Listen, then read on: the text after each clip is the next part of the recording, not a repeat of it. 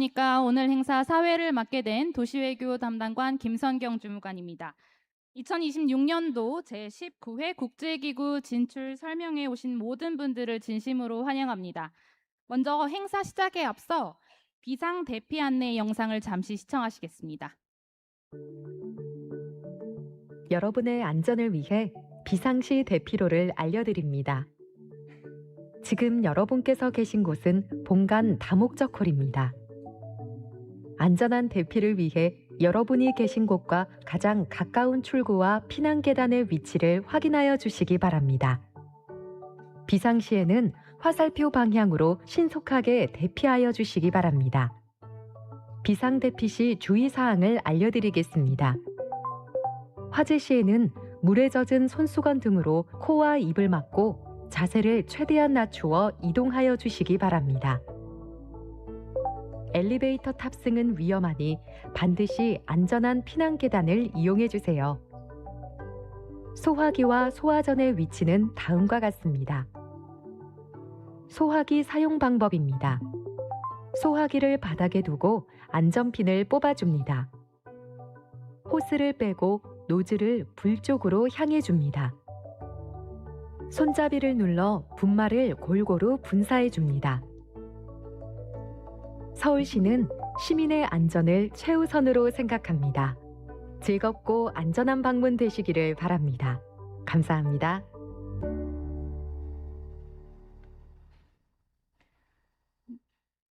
네, 오늘 행사는 개회사와 환영사로 막을 열고요. 국제기구 인사 담당관분들의 자기소개를 조금 듣도록 하겠습니다.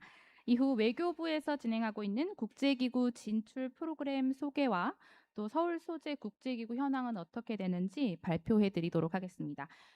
그리고 마지막으로 서울 소재 국제기구를 인사 말씀을 바탕으로 전체 세션이 종료될 예정입니다. 그리고 지금 계신 곳은 8층 다목적 홀입니다. 그리고 15시 오후 3시부터 여기에서 국제기구 심층 세션이 진행될 예정이거든요.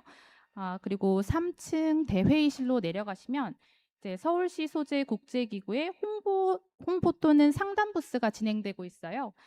그래서 많은 관심 부탁드리고 또 많이 찾아주시면 감사하겠습니다.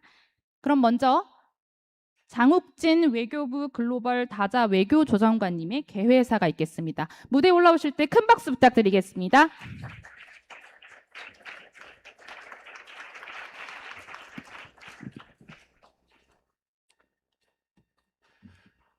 안녕하세요, 여러분.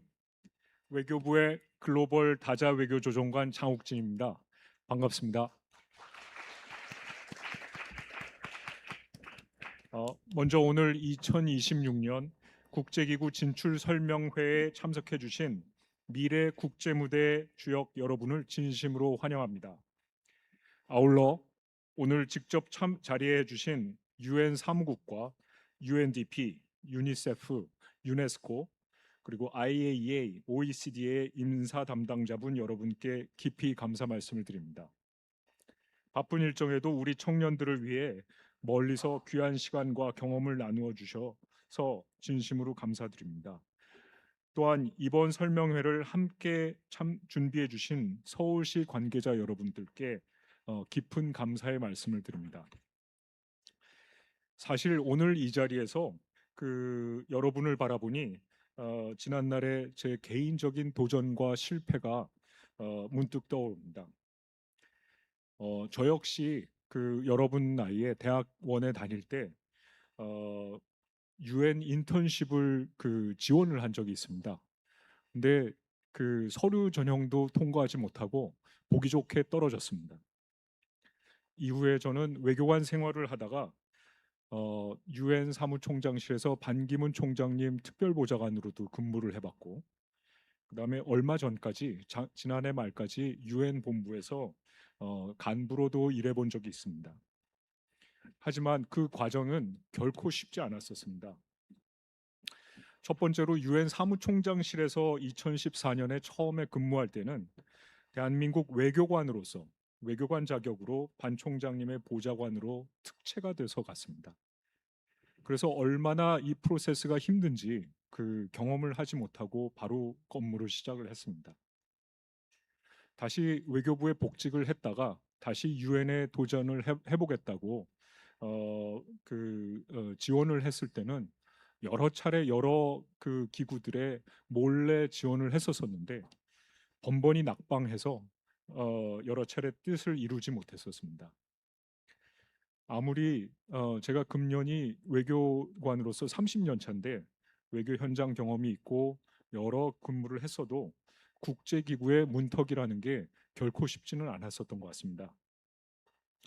그래서 그 시절에 저를 돌이켜 보면 오늘처럼 주요 국제기구의 인사 담당자들, 그것도 국장님들 비롯한 간부님들이 직접 찾아와서 상담해주고 외교부가 맞춤형 상담과 인터뷰까지 지원하는 설명회가 있었다라는 걸 알았으면 저 역시 다른 길을 걸었을지 모르겠습니다.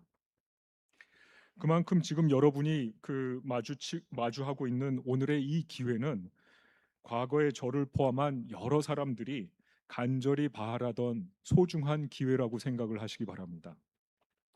그런 의미에서 이번 설명회가 여러분의 국제기구 진출을 위한 가장 든든한 출발점이 되기를 바랍니다. 친애하는 청년 여러분, 유엔이 1945년에 창설되었으니 벌써 80주년이 넘었습니다. 하지만 우리나라는 1991년에서야 유엔에 가입해서 회원국이 된 지 이제 35년이 조금 더 넘은 겁니다. 그러니 우리는 가입 후 그러나 우리는 가입 후에 사회에 대한 기여를 빠르게 확대해 왔습니다. 이제 우리는 유엔 정규 예산을 193개 회원국 중에서 9번째로 많이 분담하는 나라고 유엔 사무총장뿐만 아니라 유엔 총회의장, 에코속 의장 등 고위 간부들과 중요한 직책들을 고루 한 적이 있습니다. 그리고 유엔 비상임 이사국을 3차례나 성공적으로 수임한 적이 있습니다. 국제사회, 특히 유엔의 도움 없이는 살 수 없었던 대한민국이 이제는 국제사회의 책임을 함께하고 지원을 직접 하는 그런 나라로 성장했습니다. 유엔 가입 직후에는 우리나라의 젊고 유능한 인재들이 국제 무대로 과감하게 뛰어들기 시작했습니다. 그 자랑스러운 국제기구 진출 1세대 가운데 한 분이 바로 이 자리에 인사 담당 국장으로 계십니다. 제가 깊이 존경하는 권홍석 국장입니다. 이제 그로부터 30여 년의 세월이 흘렀습니다. 국제 무대를 누비던 1세대 선배들이 하나둘 은퇴를 시작하는 세대 교체의 시기를 맞이하고 있습니다. 여러분 가운데 많은 분들이 꼬마 때 반기문 제6회 8대 사무총장님의 활약을 보고 구분에 대한 전기화 만화를 읽으면서 세계를 향한 꿈을 꿨을 거라고 생각합니다. 실제로 지금 유엔에 가보면 많은 그 젊은이들이 그 시절 꿈을 갖고 유엔에 취직해서 이제 중견 간부로 활동을 하고 있습니다. 이른바 반기문 키즈가 중추적인 역할을 맡기 시작한 것입니다. 이제 그 길을 이어갈 다음 세대가 바로 여러분들입니다. 선배들이 어렵게 닦아놓은 길 위에서 여러분이 새로운 대한민국의 이름으로 국제사회를 이끌어 나가기를 진심으로 기대합니다. 정부는 이러한 여러분의 도전이 혼자만의 여정이 되지 않도록 체계적인 지원을 해 나가고 있습니다. 대표적인 제도가 국제기구 정규직 진출에 가장 중요한 디딤돌이 되고 있는 국제기구 초급 전문가, 소위 JPO 프로그램입니다. 정부는 지난 30년간 많은 청년들에게 기회를 제공해 왔고 더 많은 기회를 제공하기 위해서 최근 선발 규모를 대폭 늘려서 30명으로 늘리고 파견 기간도 3년까지 할 수 있도록 확장을 하고 있습니다. 그 결과 JPO 참가자들의 대다수가 국제기구 정규직으로 진출하는 성과를 거두고 있습니다. 또한 여러분들이 잘 아시는 유엔 자원봉사단 UNV 파견과 다양한 국제기구 인턴십 프로그램을 통해서 현장 경험을 쌓을 수 있도록 지원을 하고 있습니다. 특히 여기 외교부 국제기구 인사센터에서는 상시적으로 국제기구 채용 정보를 제공하고 1대1 맞춤형 상담과 모의 인터뷰 등 실질적인 지원을 계속하고 있습니다. 오늘 여러분이 참석하신 이 설명회 역시 청년 여러분의 든든한 길잡이가 되기 위해서 2008년부터 19번째로 이어오고 있는 노력의 일환입니다. 이 모든 프로그램을 적극적으로 활용하시기 바랍니다.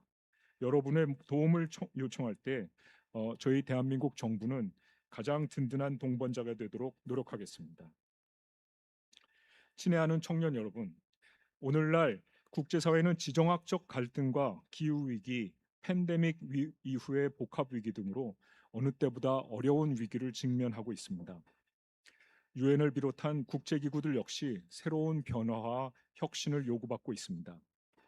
그러나 이런 시대일수록 세상을 바꾸는 힘은 새로운 시각과 전문성을 가진 젊고 유능한 인재에게서 나온다고 저는 믿습니다.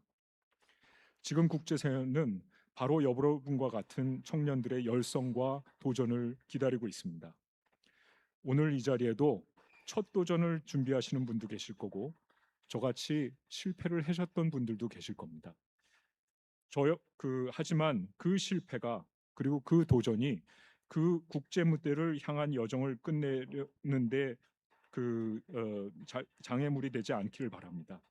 오히려 더 큰 넓은 세상을 준비하는 과정이 되기를 기대하고 저 역시 그랬습니다.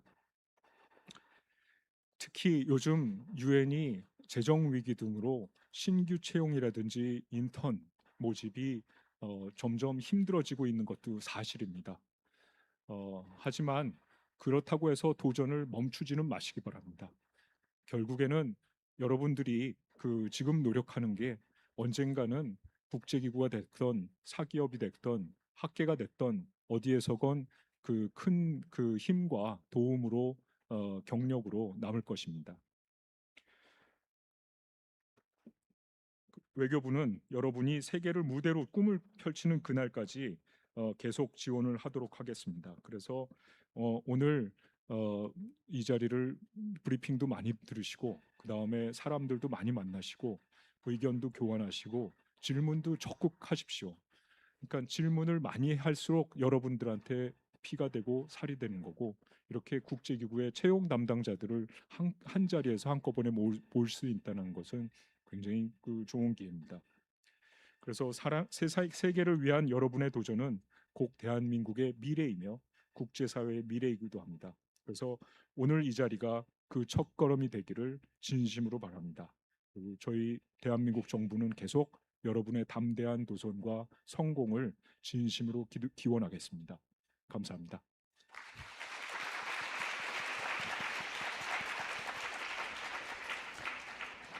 네, 직접 겪으신 내용을 바탕으로 이 자리에 모인 모든 청년분들을 응원하는 글로벌 다자 외교 조정관님의 말씀 잘 들었습니다.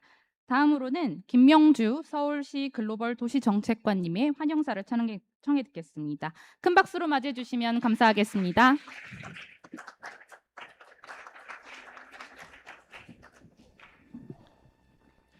네, 안녕하십니까. 서울특별시 글로벌도시정책관 김명주입니다.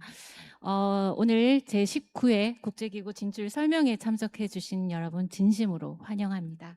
국제기구 진출을 꿈꾸는 여러분께 유용한 채용 정보와 그리고 지원 요령을 전해주시기 위해 오늘 6분의 국제기구 해외본부 인사담당관님과 서울에 소재한 10개 한국 대표부 및 서울 사무소 관계자분들이 함께해 주셨습니다. 이 자리를 빌려 감사의 말씀을 드립니다. 또한 이번 설명회 개최를 위해 애써주신 외교부의 장욱진 글로벌 다자외교 조정관님 그리고 관계자 여러분 그리고 매년 저희 행사를 운영을 지원해 주시는 유엔협회 세계연맹 서울 사무국에도 감사의 말씀을 드립니다. 오늘날 우리는 지정학적 갈등, 기후위기, 난민과 빈곤, 그리고 경제적 양극화 등 한나라의 힘만으로는 해결할 수 없는 복합적이고 중대한 도전에 직면해 있습니다. 이러한 문제를 해결하기 위해 국제기구는 분쟁을 중재하고 기후위기에 공동 대응하며 약자의 인권을 보호하고 지속 가능한 발전을 이끌고 있습니다.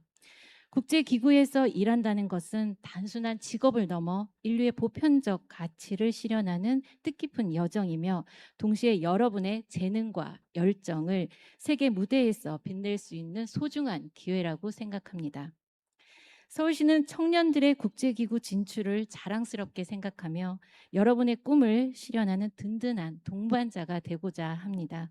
이러한 마음으로 2015년부터 외교부와 함께 진출 설명회를 이어오고 있습니다. 또한 서울시는 매년 청년 인턴 직무 캠프를 통해 국제기구와 주한대사관 등에서 인턴십 기회를 제공하고 청년 해외 봉사단을 꾸려 개도국의 봉사활동도 지원해 오고 있습니다. 이러한 다양한 실무 경험과 문화체험은 우리 청년들이 국제기구를 비롯한 세계 무대에 진출하는 훌륭한 밑거름이 되고 있습니다. 마지막으로 오늘 설명회가 여러분이 그리는 국제기구 진출에 의미 있는 이정표가 되기를 바라며 꿈을 향해 나아가는 여러분의 열정과 용기에 깊은 존경과 응원을 보냅니다. 다시 한번 오늘 행사에 참석해 주신 모든 분들께 감사드리며 앞으로도 서울시는 국제기구와의 긴밀한 협력을 통해 청년 여러분이 글로벌 인재로 성장할 수 있도록 최선을 다해 지원하겠습니다. 감사합니다.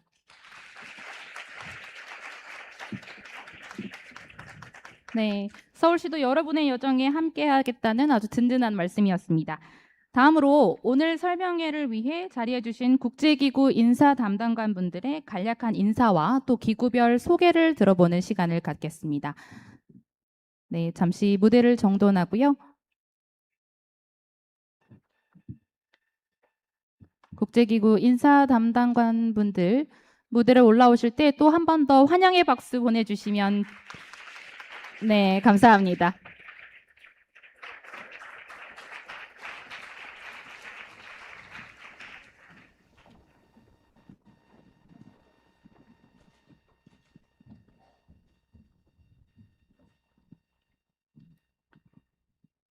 Are we going in any particular order? Good afternoon, everyone. It's wonderful to be here. Let me start by introducing myself. My name's Jessica Mason. I'm the Deputy Head of Human Resources at the OECD, so the Organization of Economic Cooperation and Development, predominantly based in Paris. It is so lovely to see so many people here. This is actually my first time in career and my first time at such an event. To give you a bit of background on myself, I spent many years in the private sector before joining the OECD only 2 years ago.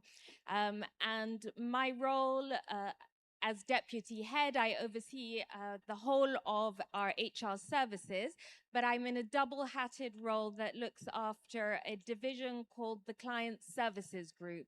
So within that division, we have talent acquisition, our HR business partners, and our HR legal team. But it's really talent acquisition that has brought me here today, because I get exposure to seeing how we bring talent into the organization and then how that talent grows and moves along within their careers at the OECD. So I'm very much looking forward to presenting to you a little bit later on the organization itself. But most importantly, I'm looking forward to hearing your questions to understand what questions you have that will help you perhaps apply to this organization or to one of the other organizations. But thank you very much for coming today. I will now pass on to my colleague. Thank you.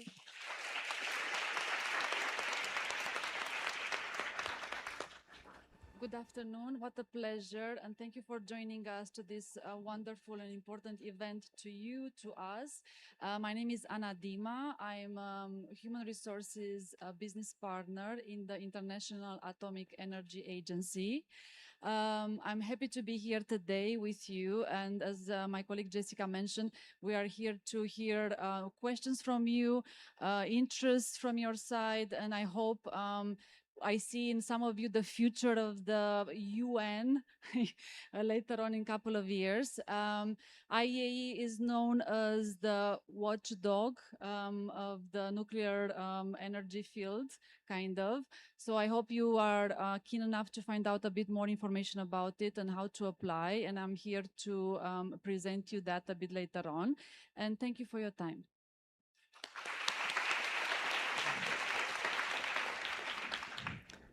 Good afternoon to all. My name is Jean-Luc Marcelin from the United Nations Development Programme. Deputy Minister Chung mentioned the Junior Professional Officer Program Korea is part of. I started my UN journey as a JPO funded by the French government. And that was in 2000. So many of you were not even born when I started my career. 26 years later, I'm very proud to represent UNDP and the UN and international organizations today. It is, I think, my fifth time, or maybe fourth or fifth time I attend these career fairs organized by the government of Korea. And I'm always impressed and amazed by the quality of the candidates we meet, and also by the commitment and belief in the UN values that you demonstrate. So I very much look forward to interacting with you. I come from the Office of Human Resources at UNDP, and I wear a double hat of outreach, talent outreach, and also partnerships in working with governments in making sure that your national talents, including Korean talents, of course, will join the organization. Looking forward to the interaction today. Thank you.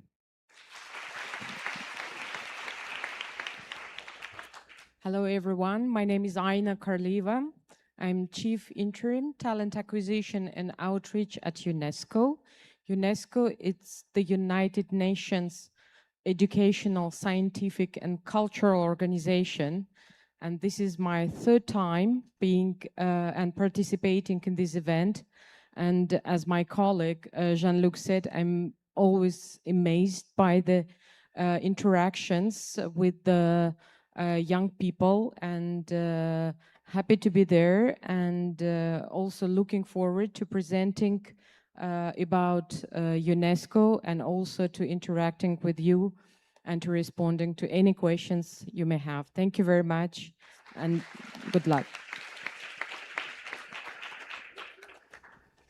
Hi, everybody. My name is Sayuri Asano, and I am representing UNICEF's Regional Office for Asia Pacific. You might actually see my title as UNICEF Regional Office for East Asia and the Pacific in the pamphlets, but actually it has changed as of July 1st. We have merged the offices. I have been in UNICEF for the past 13 years, and like Jean-Luc, I actually joined UNICEF with the JPO program sponsored by the Japanese government. I'm now in Bangkok, but I've also been in New York and also in Copenhagen, so all nice places actually.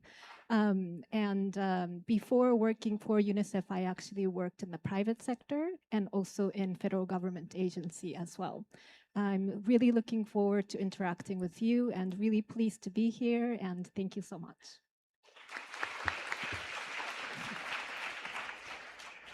Hi, everyone. My name is Kwon Hong Sok. I work in the Office of Human Resources in the UN Secretariat in New York as Chief of Strategic Talent Management Service. It's a privilege, honor, and pleasure to be with you today. And I would like to thank the Ministry of Foreign Affairs and the Seoul Metropolitan Government for organizing this wonderful event. This is an exciting opportunity for you, and you will be able to learn more about the work of the international organizations that are present here today, and gain valuable insight into the process of becoming a more competitive applicant for future job opportunities in these organizations. And I look forward to engaging with you in the next couple of hours.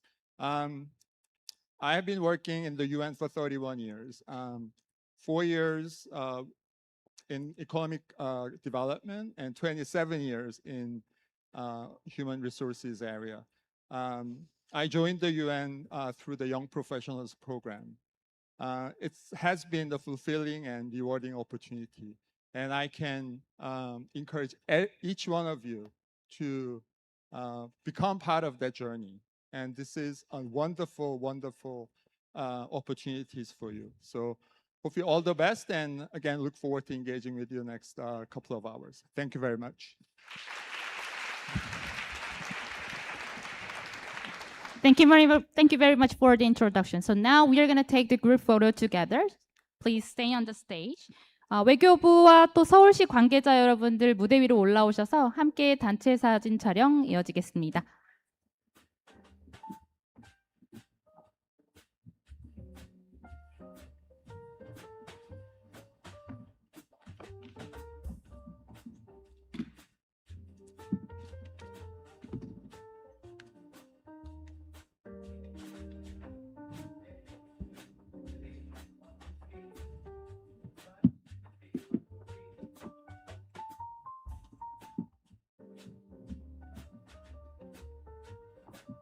Please come down to the stage. Thank you very much.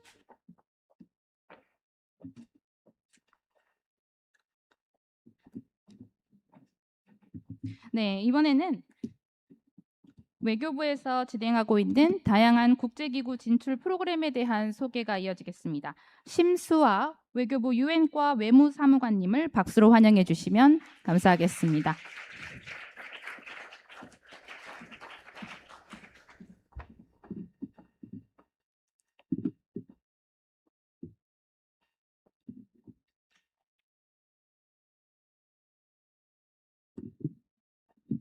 안녕하십니까. 저는 외교부 유엔과의 심수아 사무관이라고 합니다. 반갑습니다. 오늘 국제기구 진출 설명회에 참석해 주신 여러분들께 다시 한번 감사의 말씀을 드리며 저희 슬라이드를 시작해 보도록 하겠습니다. 네, 저는 우리 국민의 국제기구 진출 현황을 먼저 간략히 살펴보고 대표적인 국제기구인 유엔의 채용 방식, 그리고 우리 정부의 국제기구 진출 지원 사업에 대해서 알아보는 순서로 설명을 진행해 보도록 하겠습니다. 먼저 현황을 보도록 하겠습니다. 네, 지금 보고 계신 그래프는 지난 30년간 우리 국민의 국제기구 진출 추이를 나타내고 있습니다. 1991년 당시에는 국제기구에 근무하는 우리 국민이 불과 100여 명 수준이었습니다. 이후 우리의 정부의 국제사회에 대한 기여 확대와 맞물려 우리 국민의 국제기구 진출이 꾸준히 확대되어 왔고, 현재에는 1,600여 명 이상의 우리 국민이 유엔을 포함한 각종 국제기구에 근무하고 있습니다. 우리 국민의 전반적인 국제기구 진출 확대와 더불어서 다수의 국제기구 수장이 배출된 바 있습니다. 여러분이 잘 알고 계실 반기문 제8대 유엔 사무총장 외에도 김학수 유엔 아태경제사회위원회 사무총장, 고 이종욱 제6대 세계보건기구 사무총장, 송상현 국제형사재판소 소장 등을 배출하였습니다. 뿐만 아니라 우리나라는 유엔 총회, 유엔 경제사회이사회, 유엔 인권이사회 등 주요 유엔 기관의 의장을 배출한 바 있습니다. 앞서 말씀드린 대로 작년을 기준으로 전문 직급인 P급 이상에서 1,600여 명의 우리 국민이 87개 국제기구에서 근무하고 계십니다. 그중 유엔사무국에 166명의 우리 국민이 근무하고 계시고, UNDP, UNICEF, WHO 등 여타 주요 국제기구에서도 활약하고 계십니다. 그렇다면 이런 국제기구에 여러분은 어떻게 진출할 수 있을까요? 다음으로 대표적인 국제기구인 유엔의 채용 방식과 우리 정부의 국제기구 진출 사업에 대해서 설명드리도록 하겠습니다. 우선 유엔을 포함한 국제기구에 채용되기 위해서는 정말 다양한 자격 요건을 갖추고 계셔야 됩니다. 전문성, 경력, 어학 능력 굉장히 중요하죠. 하지만 이것뿐만 아니라 다양성을 이해하고 존중할 수 있는 자세, 그리고 해외 생활에서도 거뜬히 생활할 수 있는 건강한 신체와 정신, 그리고 세계 시민으로서 이바지하겠다는 신념과 열정도 중요한 요소입니다. 국제기구 진출 경로로 유엔의 채용 방식을 중심으로 설명드리겠습니다. 유엔이 직원을 채용하는 방식에는 크게 공석 응모와 YPP라고 하는 특별 경쟁 채용, 그리고 인턴십 총 3가지가 있습니다. 공석 응모 같은 경우 국제기구 진출 시 가장 일반적인 방식입니다. 일반적으로 여러분이 사기업을 준비하실 때랑 거의 비슷하게 돌아간다고 생각하시면 될 것 같아요. 국제기구는 보통 직원의 퇴직, 전출, 그리고 직위 신설 등으로 인해 공석이 발생할 경우 국제 공모를 통해서 인력을 채용하는데 기본적인 공석 응모 절차는 다음과 같습니다. 먼저 각 홈페이지의 채용 게시판에 공고되어 있는 공석 정보에 맞게끔 지원 서류를 준비하셔야겠죠. 그리고 기한에 맞게 온라인으로 제출해 주셔야 됩니다. 그 다음으로는 국제기구 측의 서류 심사와 필기 시험이 진행되고 필기 시험까지 합격하시면 역량 중심 인터뷰가 실시됩니다. 면접 이후 선발되면 국제기구 직원 명부에 등재가 되고 이후 정식 근무를 위해 시작하게 됩니다. 공석 응모는 수시 채용으로 이루어지기 때문에 여러분이 국제기구 홈페이지 채용 공고 사이트를 굉장히 열심히 확인하셔야 되는 그런 상황입니다. 그리고 주요 국제기구 공석 정보를 게재하고 있는 또 하나의 홈페이지가 있는데요. 저희 외교부 국제기구 인사센터 홈페이지를 주기적으로 방문해 주실 것을 추천드립니다. 다음으로 유엔사무국 주관 YPP 특별 경쟁 채용이 있습니다. 유엔사무국은 전문 직군 이상의 정규 직위 중 일부 직위에 대해서는 채용 시 출신 국적을 고려하는 적정 진출 제도를 운영하고 있습니다. 유엔 회원국의 분담률, 인구 요소 등을 종합적으로 고려해서 유엔에 대해서 미진출하거나 과소 진출된 국으로 분류된 국가의 국민들을 대상으로 하는데요. YPP 응시 자격은 만 32세 이하, 지원 분야 관련 학사 이상의 학위, 그리고 유창한 외국어 실력이 있어야 됩니다. 다만 매년 YPP 대상국인지 여부는 확인하셔야 됩니다. 우리나라의 경우 1991년 유엔 가입 이후 총 22번의 YPP 실시 대상국으로 선정이 되었고 그중 총 90분 이상이 유엔에 채용되셨습니다. 다만 최근 우리나라는 2024년에 마지막으로 YPP 실시 대상국으로 선발이 된 후에 작년부터는 이 시험 대상국에 들지 못했습니다. 아마 올해도 어떻게 될지는 아직은 잘 모르겠는데 계속 홈페이지를 좀 확인을 해보고 이 부분은 좀 준비해 주셔야 될 것 같습니다. 채용 시험은 1차, 2차 그리고 3차 면접까지 있는데요. 이거는 자세히 UN 커리어스 포털에 하이라이트가 되어 있듯이 여기에 가서 확인해 주시면 되겠습니다. 이어서 정부 대표 국제기구 진출 지원 정책인 국제기구 초급 전문가, 소위 JPO 파견 제도에 대해 설명드리도록 하겠습니다. JPO 제도는 각국이 파견 비용을 부담해서 자국민들의 국제기구 진출을 지원하는 제도입니다. 저희 인사 중 2분께서 JPO 출신이십니다. 우리나라는 1996년부터 JPO 제도를 실시해서 선발 인원을 꾸준히 확대해왔고 파견 종료자의 약 80% 이상이 국제기구 진출에 성공하고 있습니다. 그래서 가장 효과적인 우리나라 진출 플랫폼으로 평가받고 있는데요. 금년에는 유엔 사무국, OHCHR, 유네스코, UNHCR, UNICEF, ICJ, OECD, UNDP 등 국제기구에 총 30명을 선발할 예정입니다. 기본적으로 JPO에 지원하기 위해서는 대한민국 국민이셔야 합니다. 그리고 국내외 대학 학사 학위 이상을 소지하셔야 되는데요. 직위에 따라서 석사 학위 이상이 요구되는 경우도 있습니다. 직위를 잘 확인하셔야 되고요. 기본적으로 현재까지는 만 32세까지 지원 가능하십니다. 군필자의 경우 복무 기간에 따라 상한 연령이 연장되고 있긴 합니다.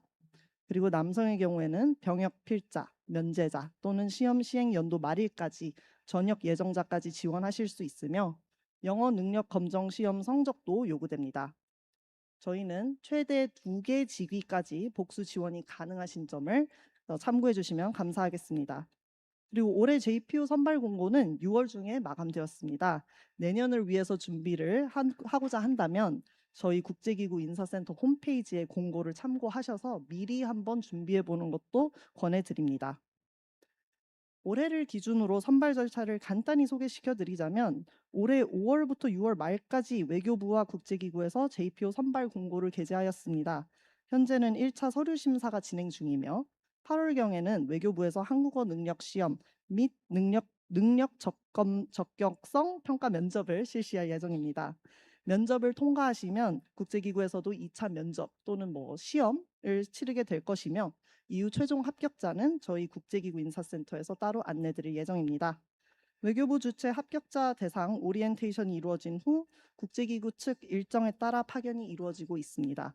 구체적인 선발 일정과 필요 서류는 계속 국제기구 인사센터 홈페이지에 게재가 되고 있으니까요.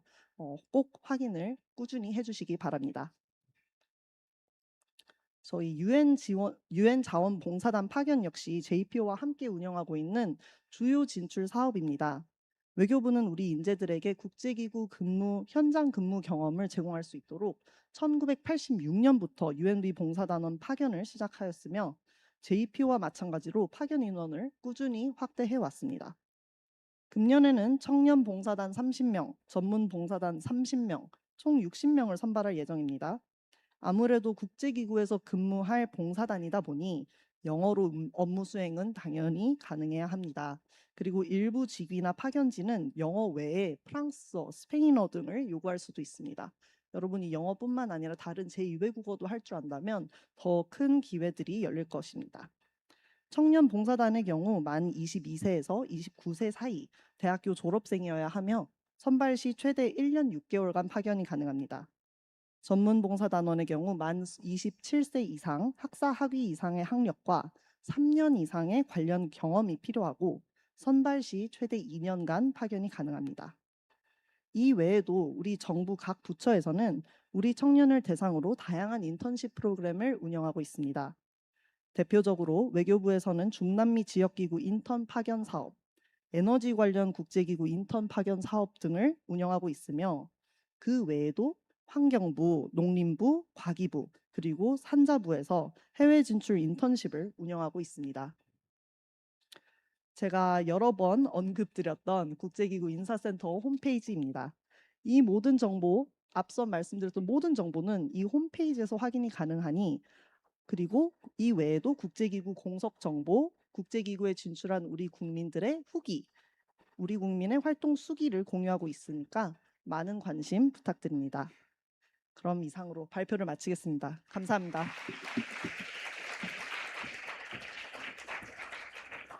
네, 감사합니다. 이번에는 서울시에 소재하고 있는 국제기구에 대해 말씀드리겠습니다. 박순희 서울시 국제협력팀장님을 무대로 모시겠습니다.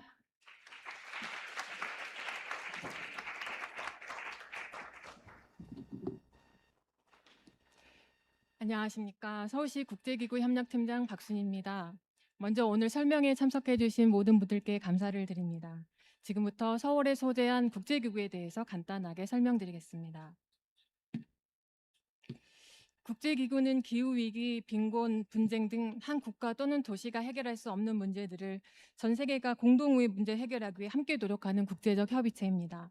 우리가 직면한 도전 과제가 복잡해지고 다양해지면서 국제기구 역할은 어느 때보다 중요해지고 있습니다.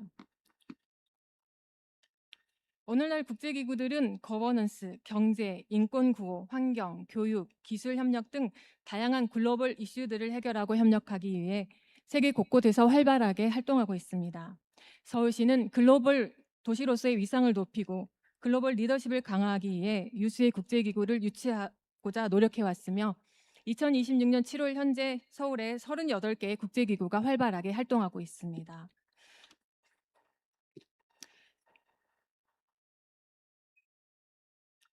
종로구와 중구에 총 24개의 국제기구가 위치해 있고 그 외에는 서북권과 강남권 등의 14개소가 자리하고 있습니다. 서울시는 2014년부터 국제기구의 안정적 운영을 위해 사무공간과 임대료를 지원해왔고 일부 기구에는 사업비와 운영비를 지원하고 있습니다.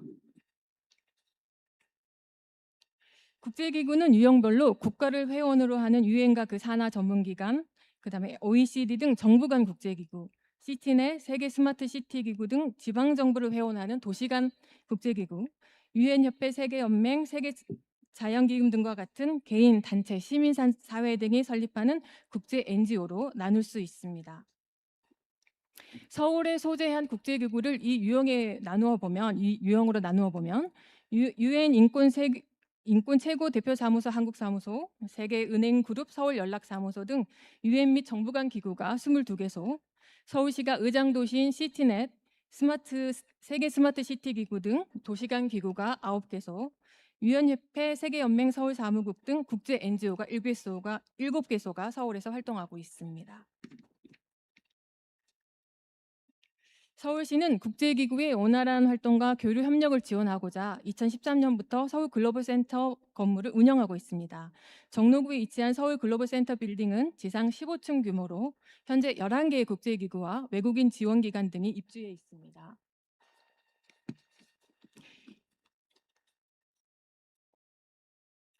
입주 국제기구 중 유엔 및 정부 간 기구는 총 7개소로 유엔 인권 최고 대표 사무소 서울사무소, 유엔아동기금 서울사무소, 세계은행그룹의 서울연락사무소, 세계보건기구 아태 환경보건센터, 유엔 식량농업기구 협력연락사무소, 아셈 노인인권정책센터, 유엔 여성기구 지식파트너십센터가 입주해 있으며 준정부 및 도시간 기구는 총 4개소로 시티넷 사무국, 세계 스마트 시티 기구 사무국, 이클레이 동아시아 본부, 아시아 헌법재판소 연합 연구사무국이 자리하고 있습니다. 서울 글로벌센터는 서울의 중심이라는 최적의 입지와 국제기구 전용 공간으로 조성된 쾌적한 업무 환경으로 입주한 국제기구들의 만족도가 매우 높으며 좋은 평가를 받고 있습니다.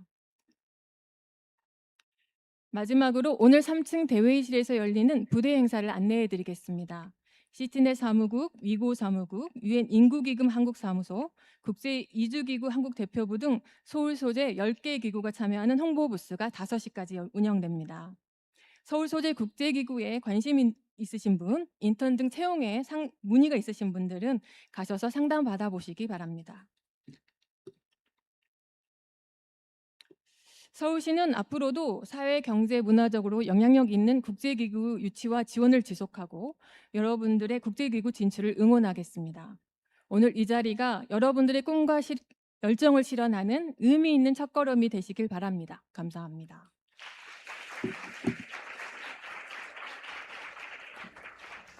네, 팀장님 감사합니다. 방금 국제협력팀장님께서 소개해 주신 서울 소재 국제기구 중 9개 국제기구 인사 담당자께서 오늘 행사에 자리해 주셨습니다. 직접 나오셔서 기구 소개도 해주시고 또 홍보사항도 말씀해 주신다고 하니까요. 함께 들어보겠습니다. 네, 첫 번째 순서는 시티넷입니다. 네, 긴장하시지 않도록 박수 한번 부탁드리겠습니다. 네.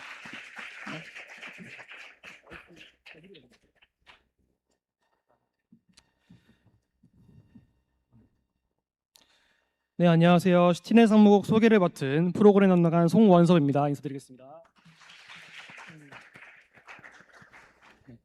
네, 세계 면적의 단 3%를 차지한 도시에는 55%의 사람들이 살고 이 도시들에는 전 세계 GDP와 탄소 배출의 80%를 차지하고 있습니다. 이러한 특수한 도시들이 겪는 문제들을 해결하기 위해서 1987년 유엔 에스캅, UNDP, 유엔 해비타트의 합작 프로젝트로 저희 시티넷은 출범하게 되었습니다. 현재 시티넷은 약 150개의 도시들이 회원으로 가입되어 있는 아태 지역 최대의 도시간 다자업체로 성장하였습니다. 저희 시티넷은 모든 도시가 직면하는 공동의 문제를 해결하고 지속가능 발전 목표 SDG를 달성할 수 있도록 지식 공유와 파트너십을 제공하는 비전 하에 도시간 지식 및 정책 공유를 위한 핵심 플랫폼으로 기능하고 있습니다. 저희 시티넷의 비전에 함께하고 싶으신 모든 분들의 많은 관심과 지원 부탁드리겠습니다. 감사합니다. 네, 두 번째 순서는 유엔 식량농업기구 한국협력연락사무소입니다. 네, 여러분 안녕하십니까? 유엔 식량농업기구 한국협력연락사무소에서 이번 발표를 맡은 공보관 김용입니다. 반갑습니다. 네, 오늘 이렇게 궂은 날씨에도 이 자리까지 많은 분들 와주셔서 정말 감사드립니다. 저에게 지정받은 시간이 굉장히 짧기 때문에 빠르게 저희 기구를 소개해드리도록 하겠습니다. 전 세계는 약 6.7억 명 정도 여전히 굶주림에 시달리고 있습니다. 식량이 부족하고 여러 식량 안보 문제에 시달리고 있는데요. 왜 FAO가 열심히 일하고 있는데도 여전히 많은 사람들이 굶주리고 있을까요? 전 세계가 이미 충분한 식량을 만들고 있음에도 불구하고 사실 식량의 문제는 생산의 문제가 아니라 분배와 그 질의 문제가 있습니다. 그렇기 때문에 FAO는 1945년도 설립되어서 식량의 총 생산량을 높이는 것뿐만 아니라 식량이 좀 더 나은 영양소를 가지고 좀 더 많은 사람들에게 잘 분배될 수 있도록 하는 이니셔티브를 가지고 일하고 있습니다. 그래서 저희의 모티브는 이 네 가지 4 betters라고 볼 수 있으실 텐데요. 먼저 better production, 더 나은 생산을 통해서 better nutrition, 좀 더 나은 영양소를 모든 사람이 가질 수 있도록 하고요. better environment, 더 좋은 환경에서 사람들이 식량을 누릴 수 있도록 하면서 better life, 사람들이 좀 더 나은 질의 삶을 살 수 있도록 노력하고 있습니다.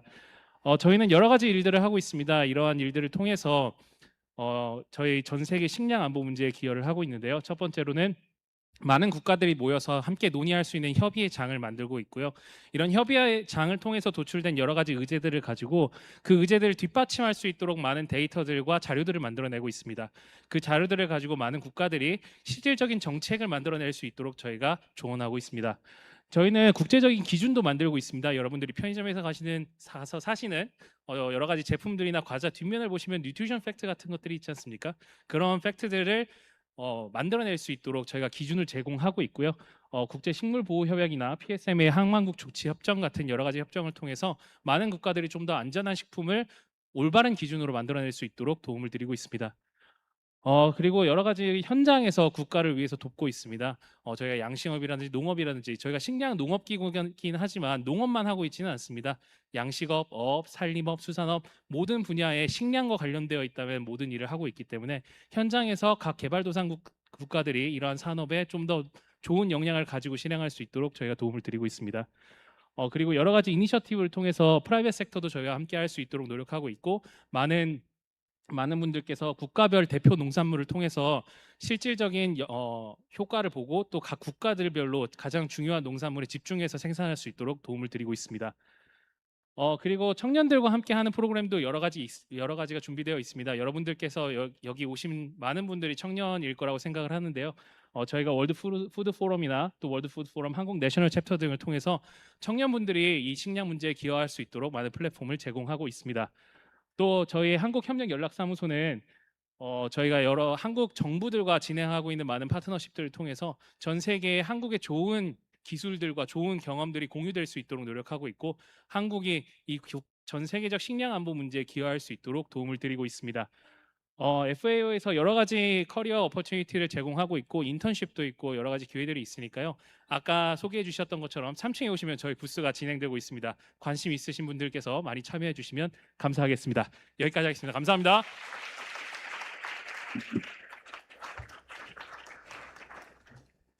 네, 세 번째 순서는 유엔 인구기금 한국 사무소입니다.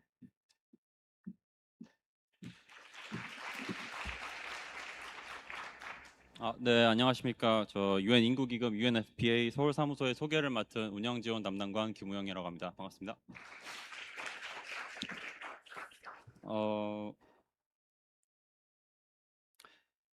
네, UNFPA는 전 세계 모든 사람이 성생식 보건과 권리를 누릴 수 있도록 지원하고 성평등을 선도하는 유엔 기구입니다. 저희의 임무는 모든 임신이 원해서 이루어지고 모든 출산이 안전하며 모든 청소년이 자신의 잠재력을 완전히 실현할 수 있도록 그러한 세상을 만드는 것입니다. 이를 위해 저희는 2030년까지 세 가지 변혁적 성과, 즉 가족계획 미충족 수요 종식, 예방 가능한 모성 사망 종식, 그리고 성기반 폭력 및 유해한 관행의 종식을 목표로 SDG 달성을 위해 치열하게 활동하고 있습니다. 저희 서울 사무소는 본부 소속의 전 세계 9개의 레프레젠테이션 오피스 중 하나로 대한민국 정부, 국회, 시민사회, 그리고 학계와의 긴밀한 파트너십을 구축하는 가교 역할을 담당하고 있습니다. 매년 저희는 세계 인구 현황 보고서라고 해서 State of World Population Report를 발간하고 저출생 고령화 글로벌 국제 심포지엄을 개최하는 등 한국이 겪고 있는 급격한 인구 구조 변화와 개발 경험을 세계와 공유하는 지식 파트너 역할을 주도하고 있습니다. 동시에 오늘 핵심적으로 소개해드릴 대규모 국제 협력 사업인 코이카 UNFPA 분쟁 취약국 지원 프로그램인 CFP 사업을 총괄하는 중요한 기지입니다. 저희 사무소의 대표적인 프로그램인 Conflict Affected and Fragile Country Supporting Program이라고 해서 CFP 사업이 있는데요. 이 사업은 코이카의 재원 지원을 바탕으로 UNFPA가 UNICEF나 UNHCR 등 주요 UN 파트너들과 함께 하나의 원 유엔으로서 협력하는 총 3,270만 달러 규모의 다자양저 파트너십 프로그램입니다. 저희는 중앙아프리카 공화국, 팔레스타인 등 인도적 위기에 처한 6개 분쟁 취약국에서 성 기반 폭력 피해자를 보호하고 필수 보건 서비스를 지원하고 있습니다. 또한 조산사 교육과 여성 안전 공간 운영을 통해 총 390만 명에 달하는 소외된 여성과 소녀들의 삶을 바꿔 나가고 있습니다. 저희 활동에 관심 있으신 분들은 저희 웹사이트나 인스타그램을 팔로우해 주시고 오늘 이곳에서 패러럴하게 진행되는 3층에서 부스가 있을 예정이니까요. 많이 적극적으로 방문해 주시고 질문 주시면 감사하겠습니다. 감사합니다.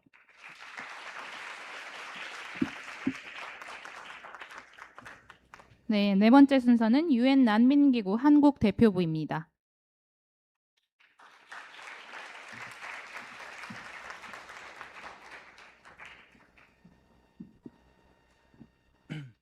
네, 안녕하세요. 유엔 난민기구 소개를 맡은 유엔 난민기구 한국 대표부 행정팀 소속 최우창입니다.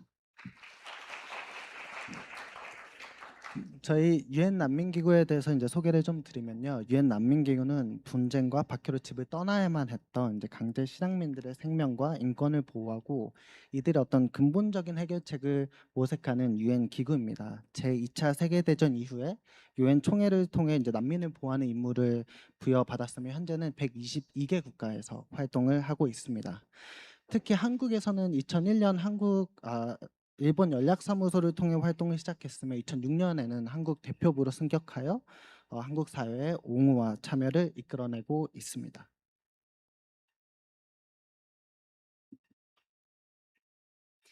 네, 현재 난민 신청자, 귀환민, 무국적자 그리고 국내 신앙민들을 포괄하는 이제 전 세계 강제 실향 인구는 1억 1,780만 명에 달합니다. 이는 지난 10년간 추이를 보면 약 2배 가량 증가한 수치인데요. 세계 인구를 보면 70명 중 1명이 실향민인 셈입니다. 특히 이들 중 70%는 그 5년 이상 집으로 돌아가지 못하는 장기 실향의 상태에 놓여 있는데요. 이제는 단순히 구호를 넘어서 근본적인 해결을 마련하는 것이 유엔 난민기구의 핵심 임무가 되겠습니다.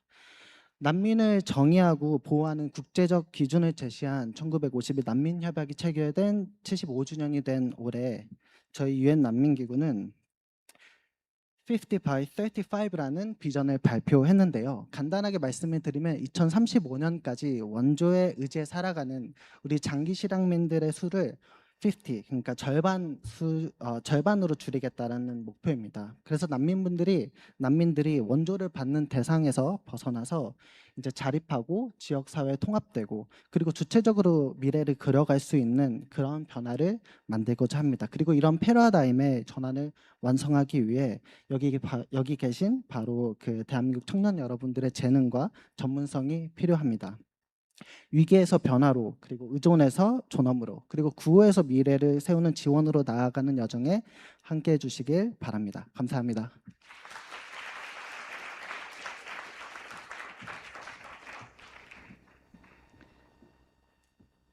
네, 계속해서 5번째 순서는 유엔아동기금 서울연락사무소입니다.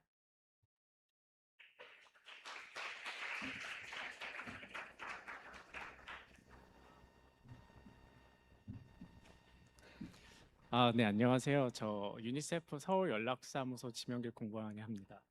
반갑습니다. 지금 저 같은 경우도 이제 2016년 이제 유엔 그 국제기구 진출 박람회를 이제 직접 왔었던 기억이 납니다. 그래서 여러분과 똑같은 위치에서 이제 국제기구란 무엇일까 이렇게 들뜬 마음으로 와서 이제 알아보고 또 이제 외교부와 이제 서울시에서 이렇게 제공을 해서 여러분과 같은 입장이 있었던 제 자신이 이제 다시 한번 보게 됩니다. 저 같은 경우는 이제 석사를 좀 밟고 이제 어렸을 때 튀니지아랑 카메룬에서 좀 살다가 이제 유니세프에서 이제 근무를 한 지 9년 차 정도 되는데요. 지금 현재 남수단이랑 파푸아뉴기니에서 좀 이제 근무 경험을 갖고 본국에서 이제 다시 근무를 시작을 하고 있습니다. 그래서 여러분들도 좀 좋은 앞으로 이제 미래가 잘 펼쳐지기를 정말 진심으로 응원을 합니다. 이제 제가 서울 연락사무소 좀 소개를 드리도록 하겠습니다. 첫째, 저희 서울 연락사무소 같은 경우는요, 이제 정부 협력을 담당을 하고 있고요. 이제 특히 이제 한국 정부와 이제 OD 예산을 관련을 해서 저희 사무소에서 관리를 하고 또 새로운 OD 예산 등을 이제 발굴을 하는 작업을 하고 있고요. 저희 인턴십 오퍼튜니티 관련해서는 아무래도 이제 정부 협력 사무소이다 보니까 파트너십이랑 이제 공보 쪽 두 분야를 저희 사무소에서는 지금 아우르고 있습니다. 그다음에 이제 what we do인데요. 뭐 이거는 굳이 제가 설명을 안 해도 저 유니세프 만데이트를 잘 아실 것 같고요. 현재 지금 190개 국가에서 이제 활동을 하고 있고, 아까 우리 사유리 그 인사 국장님께서 말씀하신 것처럼 이제 아무래도 저희 유엔이 지금 결정적으로 좀 많이 힘든 상황이긴 합니다. 그래서 이제 유니세프도 좀 유엔 중에서 가장 많은 활동 국가에서 지금 사업을 하고 있지만 좀 여러모로 이제 좀 조직 개편을 좀 하고 있다고 보시면 됩니다. 다음으로 저희 연락사무소에서 이제 좀 더 설명을 드리자면 이제 파트너십 사무소이다 보니까 2017년에 이제 개소를 좀 했고요. 그다음에 이제 보시다시피 저희 이제 정부 협력을 담당하는 이제 저희는 이제 본부 소속 뉴욕에 있습니다. 근데 이제 저희 Public Partnerships Division이라고 하는데 거기에 이제 보통 이런 선진 공여국들의 몇 개 사텔라이트 오피스를 뒀다고 보시면 됩니다. 그 중에서 뭐 동경도 있고 서울도 있고 러셀스도 있고 워싱턴도 있고 한데 이제 저희는 그 중에 이제 서울에서 지금 아웃포스트에서 있고요. 저희가 담당하고 있는 부처들은 잘 아시다시피 외교부, 코이카 또는 이제 통일부 또는 이제 국회, 제가 개인적으로 담당한 국회가 있습니다. 그 다음에 뭐 말했다시피 저희 이제 한국정부 대 ODA 사업을 지금 하고 있고요. 저희 아시겠지만 priority가 아무래도 climate, 뭐 education, health, 그 다음에 인도적 지원 사업. 예를 들어 최근에 베네수엘라 같은 지진이 있을 경우에는 외교부로부터 이제 좀 emergency 공여를 받아가지고 그 해당 국가에 이제 좀 그런 금액을 공유를 해주면 이제 실제 이제 사업이 implementation 될 수 있게끔 하고 있습니다. 그 다음에 뭐 이런 부분들은 어차피 제가 지금 말씀드린 부분과 같은 맥락에 있다고 보시면 됩니다. 그리고 저희 이제 아무래도 파트너십 사무소다 보니까 저희 같은 경우는 이제 좀 그 유니세프에서 고위층 분들, 그러니까 시니어 레벨 매니지먼트 같은 분들이 많이 이제 오시면 이제 주요 정부 부처들 분들과 이제 미팅도 하고 뭐 이벤트도 하고 여러 가지 이제 어드보커시 활동을 지금 하고 있고요. 아무래도 이제 국제기구들 많이 관심이 있는 게 NGO 분들도 나름 그 해당 국가에서 여러 가지 사업들 하고 있지만 이제 국제기구의 좀 특성은 아무래도 이제 실제 그 해당 국가 이제 정부와 소통 창구가 있기 때문에 여러모로 좀 그런 국제기구에만한 좀 디퍼런시에이트 되는 부분들이 있다고 보시면 될 것 같습니다. 그 다음에 뭐 이런 부분도 뭐 여러 가지 지금 저희가 한국 정부로부터 이제 펀딩을 받아가지고 뭐 그냥 다양한 뭐 커뮤니케이션 활동 또는 파트너십 활동, 정부 뭐 국회 아드보커시 활동을 하고 있다고 보시면 되는 부분들입니다. 네, 감사합니다.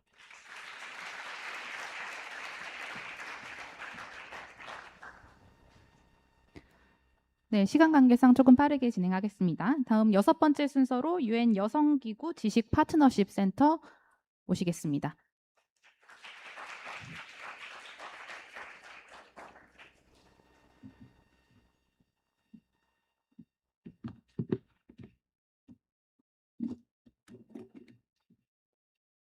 안녕하세요. 유엔 여성기구 지식 파트너십 센터에서 근무하고 있는 김희정 행정관입니다. 제가 저희 센터의 채용 업무를 주로 담당하고 있어서 이렇게 저희 센터를 소개하는 자리에 나오게 되었습니다. 반갑습니다.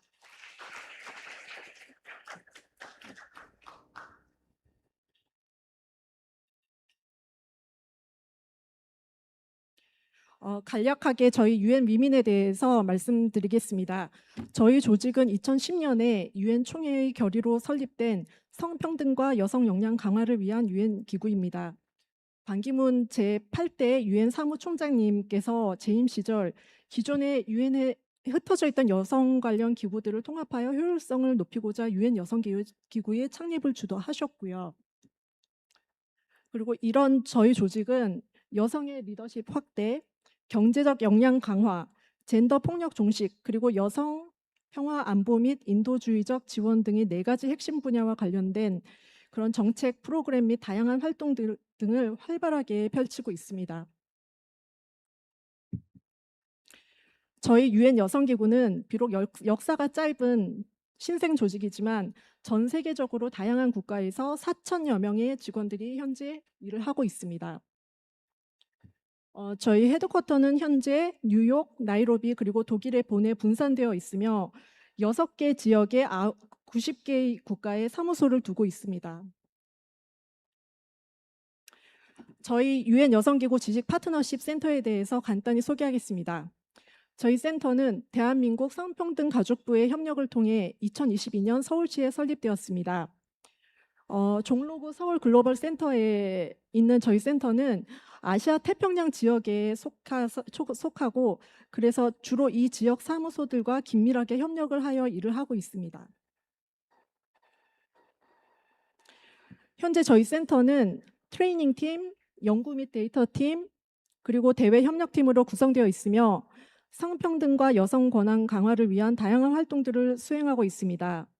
그 결과 센터 설립 이후 현재까지 100여 개국의 약 6천 명을 대상으로 70여 건의 교육, 연구, 파트너십, 애드보커시 및 지식 공유 활동을 집행하였습니다. 채용과 관련해서 저희 센터는 설립 이후 4년 동안 27명의 인턴, 8명의 UNV, UN 봉사단, 그리고 25명의 국내외 컨설턴트 등 활발한 채용을 이어오고 있습니다. 센터에 대해서 더 자세하게 알고 싶으신 분들은 저희 3층에 저희 부스가 마련이 되어 있으니 거기서 뵙도록 하겠습니다. 감사합니다.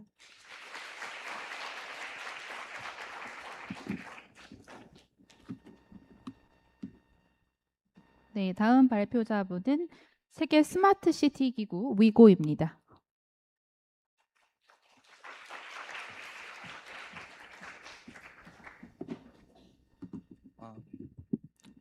Hello. A very good afternoon to everyone. My name is Lin Tan. I'm the program manager at the WIGO Secretariat. Nice to meet everyone here today. It's very nice to see everyone here, despite of the heavy rain just now. I can feel all of your passion and also your huge interest. Thank you. I would like to grab this opportunity to briefly share with you about our organization. WIGO is known as the World's Smart Sustainable Cities Organization, and we are based in Seoul. And WIGO was actually established in 2010 by the mayor of Seoul, Mayor Oh Se-hoon, who is also recently re-elected mayor of Seoul. And back then, he was the mayor of Seoul, together with our 50 founding members from around the world. And since the establishment of WIGO until today, we witnessed the growth of our members from 50 to over 200 of members from around the world. And WIGO, as a membership-based international organization, we consist of local governments, corporations, and institutions. We are committed to transform cities into a smart and sustainable cities. And through this partnership of the public-private partnership, we are able to assist local governments around the world to implement projects and also feasibility studies through our partners with the solution providers, together with the funding opportunity. So to be brief, WIGO is an international organization that we further facilitate and also promote city-to-city diplomacy through the discussion of in terms of smart city development and AI technology. And secondly, we also together with our president city, the Seoul Metropolitan Government, to host and also organize the Seoul Smart Life Week and also the Seoul Smart City Prize. And through this initiative, we are able to further acknowledge and also to to recognize those cities that they are contributing a lot in terms of smart city projects and AI technology. And also we have our youth program that is known as the Champions Program. I believe just now our colleagues have approached you and encouraged you to sign up for our upcoming program, the Seoul Workshop, during the Seoul Smart Life Week on October this year. So we welcome you, and if you have any further questions, we welcome your visit to our exhibition booth at the third floor. Thank you so much.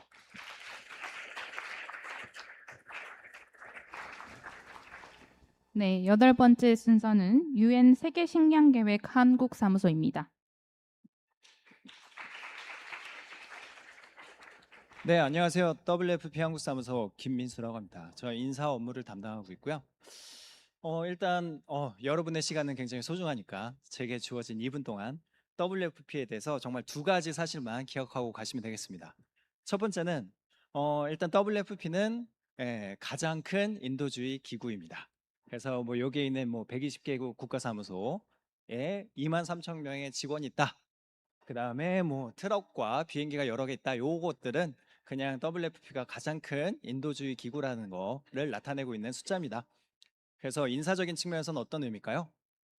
많은 포지션을 채용하고 있다는 뜻입니다. 그 첫 번째 사실 꼭 알아두고 가시면 좋을 것 같고요. 두 번째는 제가 이거를 클리커가 있어야 되는데 클리커가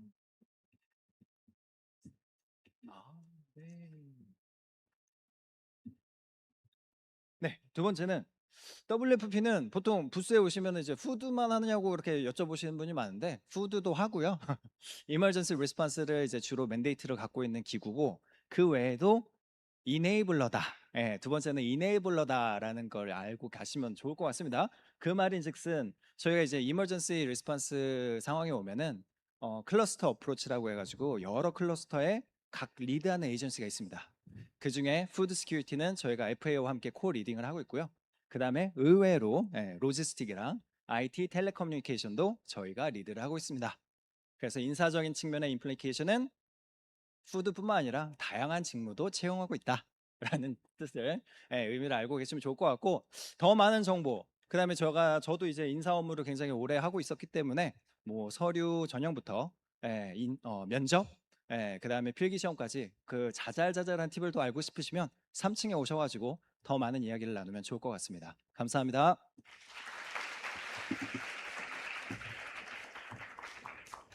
네, 마지막 순서입니다. 유엔 협회 세계 연맹 나와주시면 감사하겠습니다.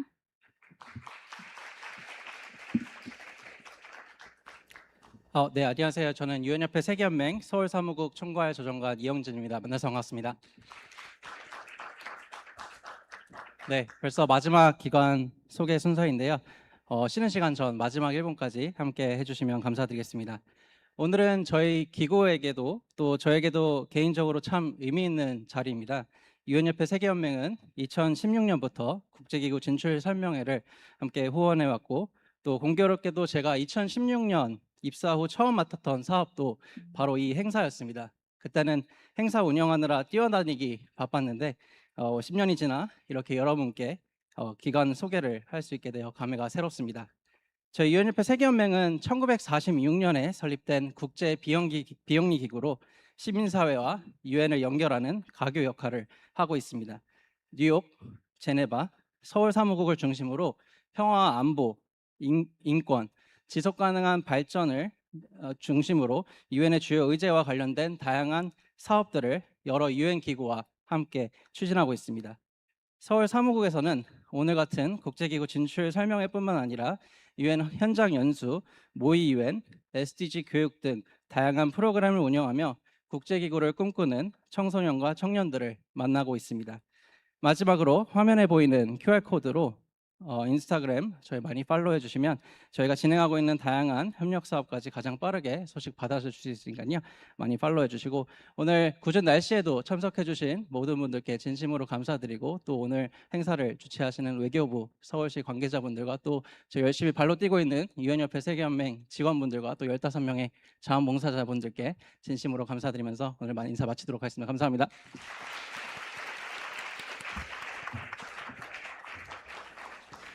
네, 발표를 준비해 주신 모든 분들과 또 오랜 시간 경청해 주신 여러분들께 진심으로 감사드립니다. 지금 휴대폰 시계로 2시 39분인데요. 이곳에서 바로 여러분이 계신 이 8층 다목적 홀에서 국제기구 심층 세션과 또 질의응답 나누실 수 있는 코너가 진행이 됩니다. 그래서 지금 여기에서 3시부터 진행이 되니까 그 전까지 휴식 시간을 조금 가지시고요. 계속 말씀드렸지만 3층 대회의실에서는 또 서울시 소재 국제기구 홍보전이 열리고 있어요. 그래서 많이들 찾아주시면 감사하겠습니다. 네, 이것으로 1부 행사 마치겠습니다. 감사합니다.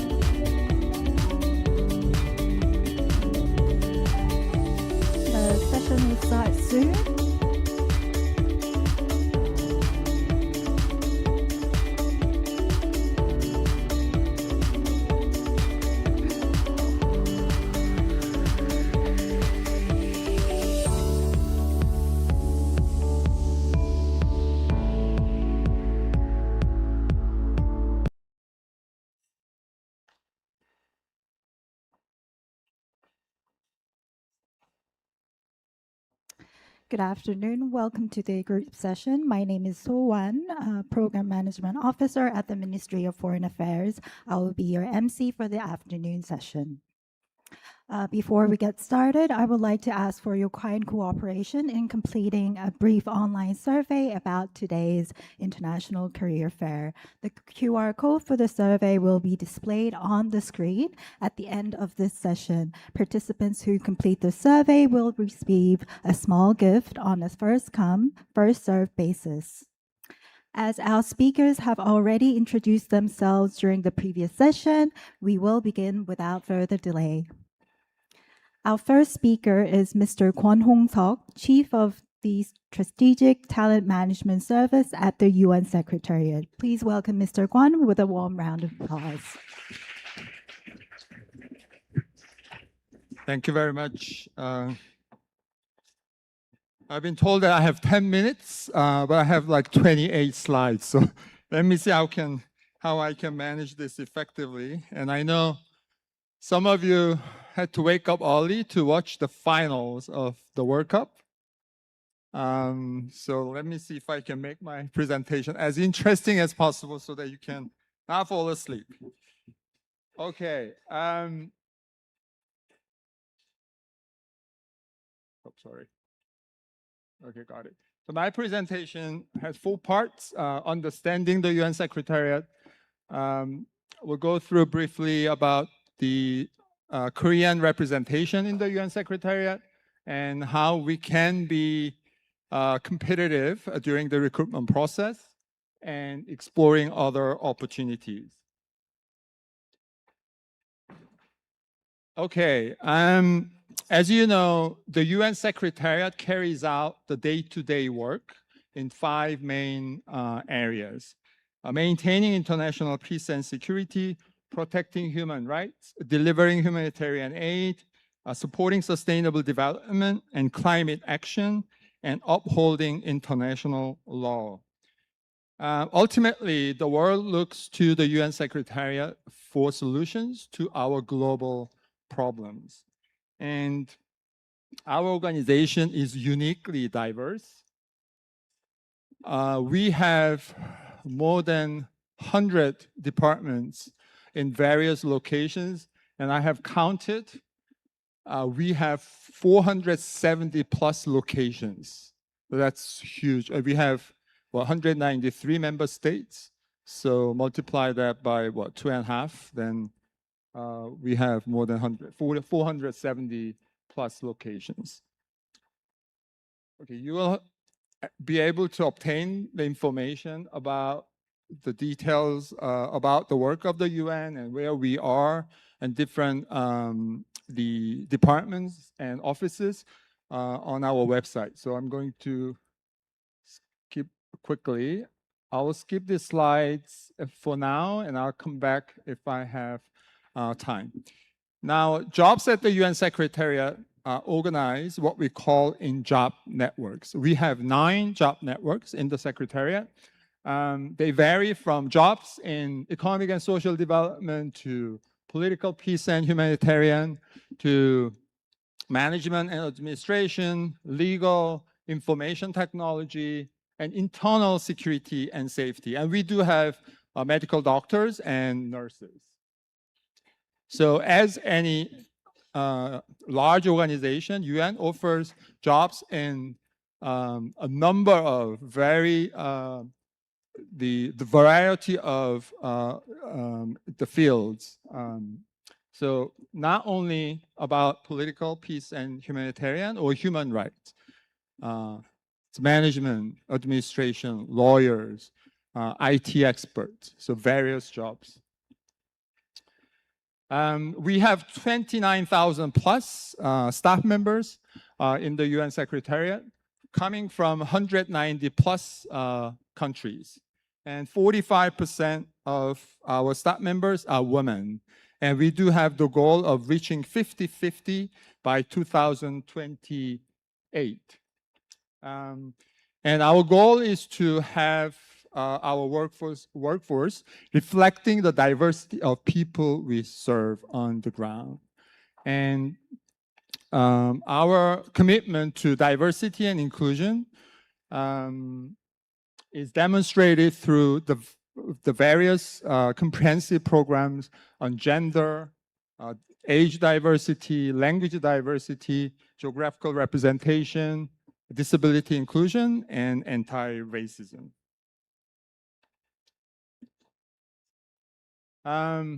We do have a full and rewarding career. We offer career mobility. We do offer sound career development opportunities, competitive benefits and entitlements, and inclusive work environment. We offer some examples on the right side of the slide. The flexible working arrangement. In the Secretariat, you can work from home once every week. So it used to be 2 days, but now has become 1 day per week. Okay.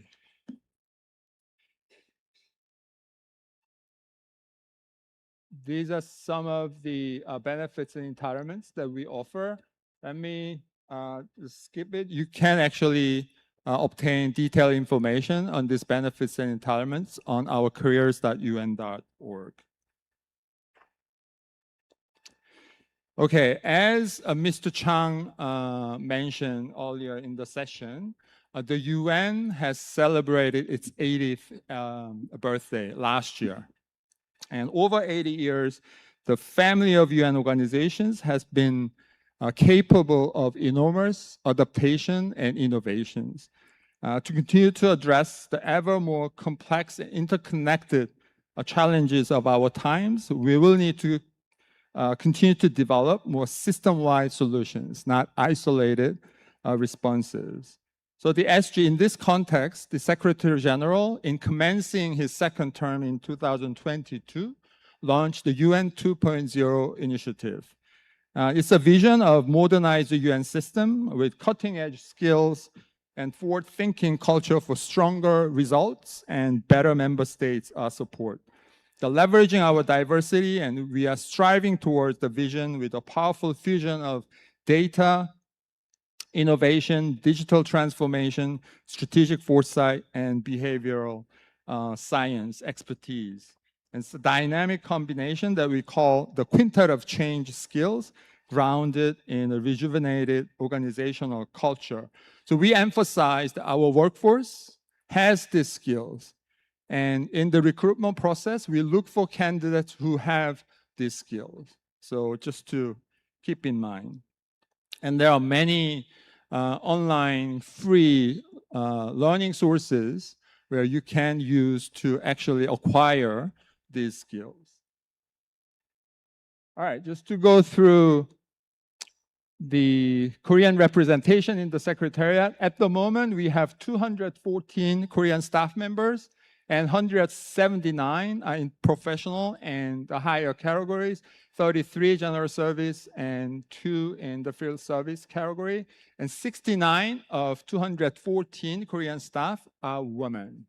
And on the right side, as Mr. Chang indicated, that we are at the moment within range because we have been able to recruit a lot of Koreans into what we call geographical posts.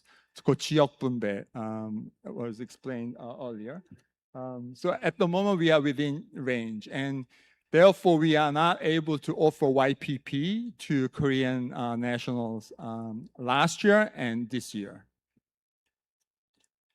So I have 2 minutes. Okay. These are the number of Koreans in the professional and higher categories. We have 123 in P2, P3 positions, and 46 in P4 and P5, and 10 in D1 and D2. On the right side indicates areas where they work in. And these are the number of Korean staff in geographical posts, but let me just skip this. These charts indicate a number of applications from Korean nationals for the period 2021 to 2025. We had a little bit over 2,000 in 2021, And it peaked in 2023 with 2257 applications. And the orange bar indicates of the applications, they are screened in. So they pass the eligibility requirement in the recruitment process. And it's a fairly high rate of Koreans go through the screening phase. And this shows the success rate. So in 2021, 21 got selected out of what, 2031. So it's about 1%, right? And 2023, 20 got selected, and we had 2257, so less than 1%, and so on and so forth. The orange line on the right-hand side indicates the average success rate overall in the UN Secretariat. And Koreans do better than average candidate.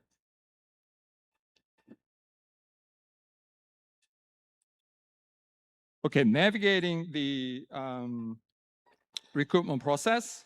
Now we do have, as I mentioned earlier, we do have different categories of staff, and field service staff support operations on the ground, including peacekeeping and humanitarian missions. They have specialized skills, work in challenging environments, and general service and related categories. They include administrative, technical, and support roles that we consider essential for office management, logistics, and clerical tasks.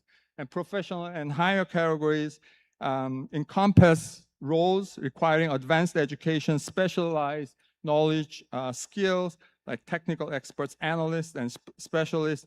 Director category consists of senior management positions responsible for significant strategic decisions. And the national professional officers work in their home countries, providing local expertise to UN global goals. They handle communications, partnerships, and operations locally. Experience requirements at the P2 level. If you go through a young professionals program or language examinations for language positions, you don't really need experience.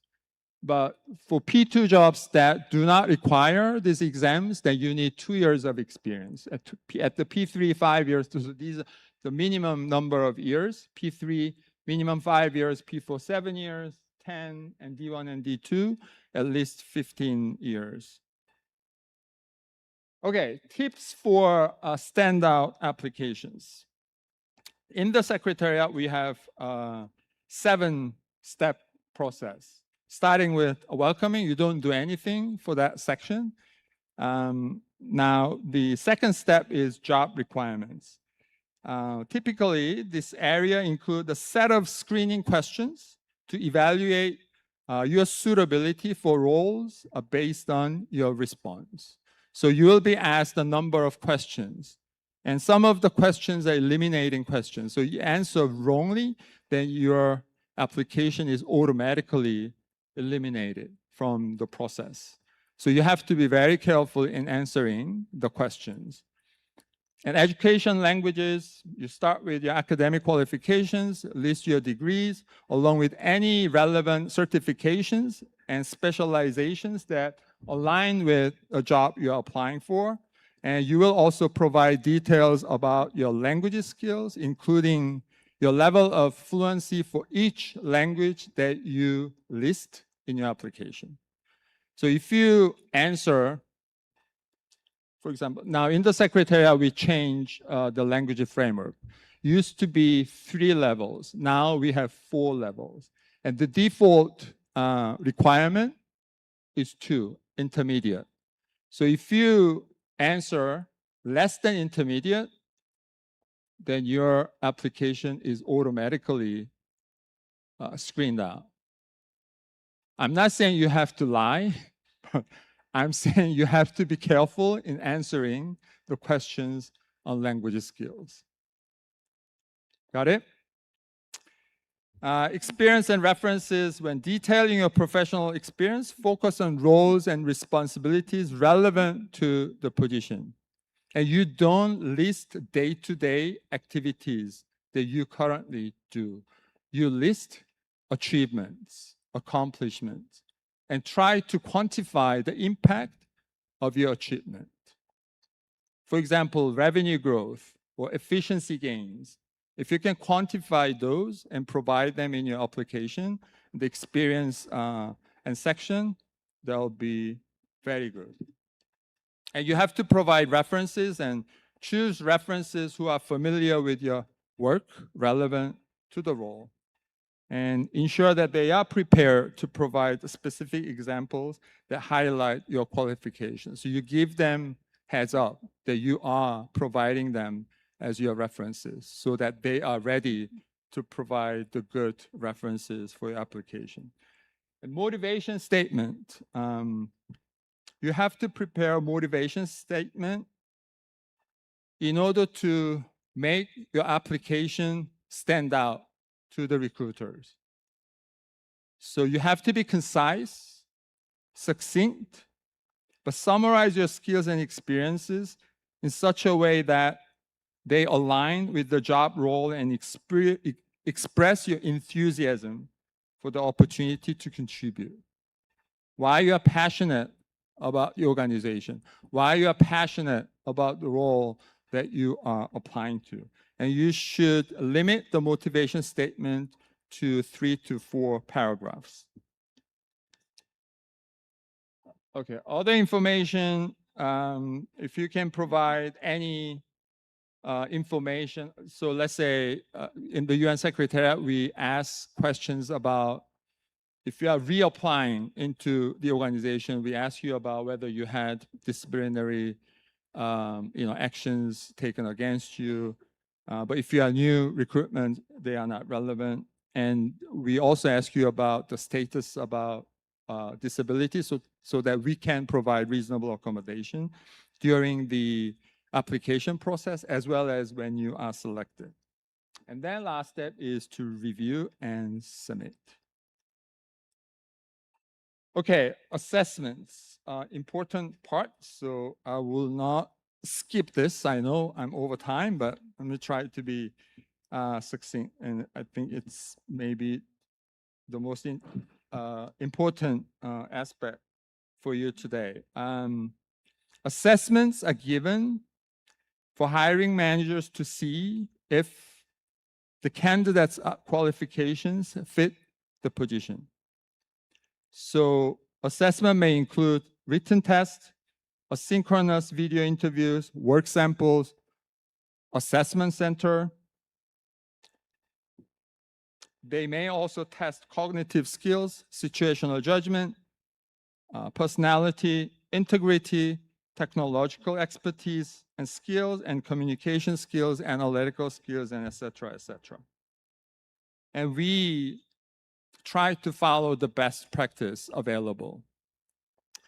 And then we apply anonymous grading for written tests, and multiple graders grade the written tests.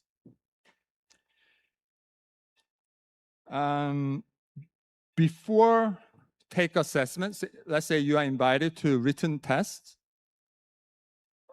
Before you take tests, you review job openings and your applications thoroughly and familiarize with the responsibilities, the requirements of the jobs very thoroughly, and familiarize yourself with the work of the office in which the position is located.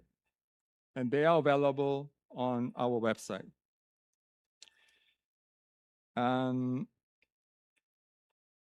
And the test phase, so you are invited to written test. And when questions are given, you read the before starting answering the questions, you read the questions very carefully. You should understand what they are asking for. And then you start taking the tests. And once you pass the written assessments, then you will be invited to structure interviews. Again, you have to prepare for interviews, right? You just don't go in for interviews. You prepare. You prepare a wide range of the brief real-life stories about your accomplishments, and be aware of the specific skills each story illustrates, and remember to include a positive outcome or lesson learned from each experience. And be ready to discuss your strength and your ability to learn from past experiences. Also think about how you could contribute to the work of the UN and to the specific position you are applying for. And review the competencies mentioned in the job opening. These will be propped in your interview, so your story should show your skill in these competency areas. And you should be prepared to address positive results and achievements using these competencies, and also challenges that you have had in each of these areas. And structure of your answer should be context or situation, action that you took, the results of actions that you took. So we call it CAR or SAR, S-A-R or C-A-R. Your response should include all the three elements: situation that you are in, action you took, the results of your action. If your results are not all that positive, you can also provide why the results were not always positive. It shows that you learn, right, from that experience. Share information you feel is appropriate and relevant, and listen to the questions very carefully. If you did not understand the question, you ask again. And your answer, keep to the point and be as specific as possible. And again, do research on competency or behavior-based interviews before you go into interviews. There are so many resources available out there. What the competency-based interview is about and behavior-based interview is about. And again, as I said, learn as much as you can about the department and office you're applying to and the work it does. And practice, practice, practice. With your friends or with your family members or by yourself in front of the mirror, practice and record it, and you listen to it. And if you find any weaknesses, and do it again. Practice is very important. All right, let me move on. Internships, we do offer internships. They are not paid at the moment in the Secretariat. So it's, unfortunately, we don't pay to our interns. We have submitted the report to the GA to change that, but General Assembly has not decided on that.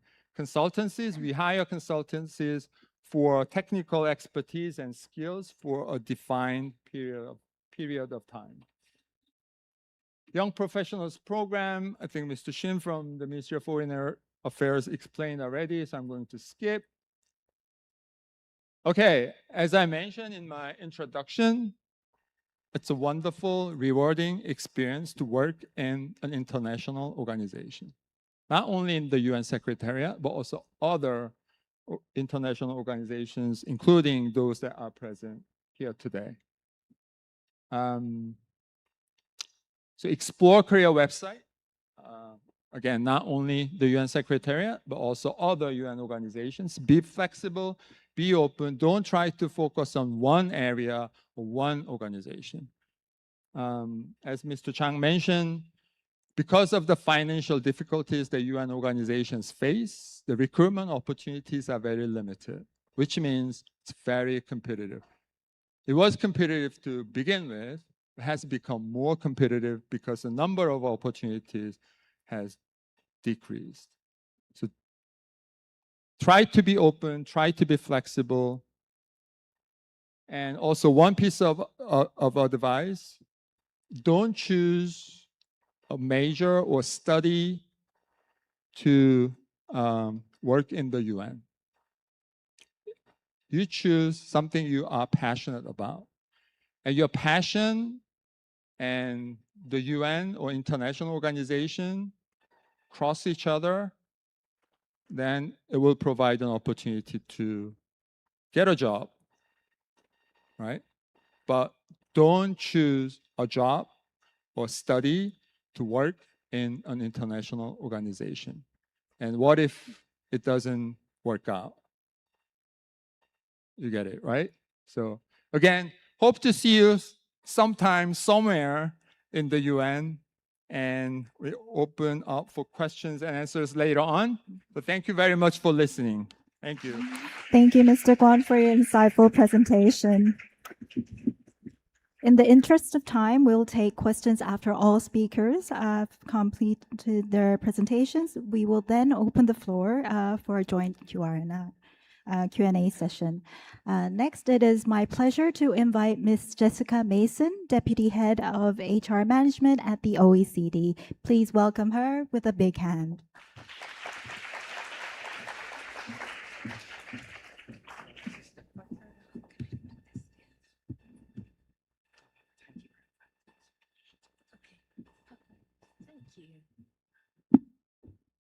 Hi again.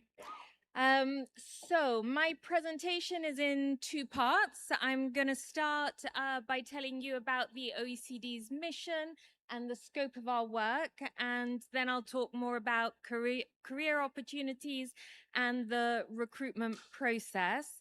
I will focus, I think, more on the second part because of the time we have today together. So the OECD is an intergovernment organization working to build better policies for better lives. We draw on more than 60 years of experience in building policies which foster prosperity and opportunity, underpinned by equality and well-being. We work closely with policymakers, stakeholders, and citizens to establish evidence-based international standards and address various social, economic, and environmental challenges.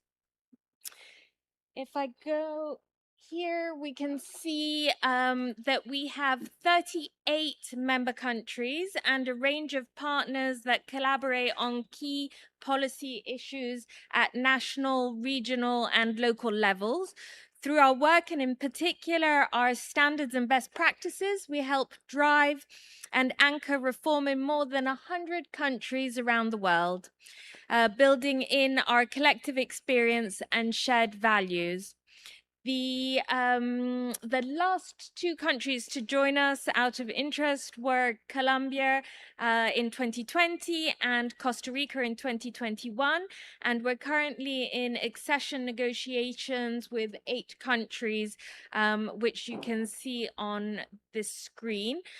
We have also key partners, 5 key partner countries: Brazil, China, Indonesia, India, and South Africa, and they all participate in discussions with OECD bodies.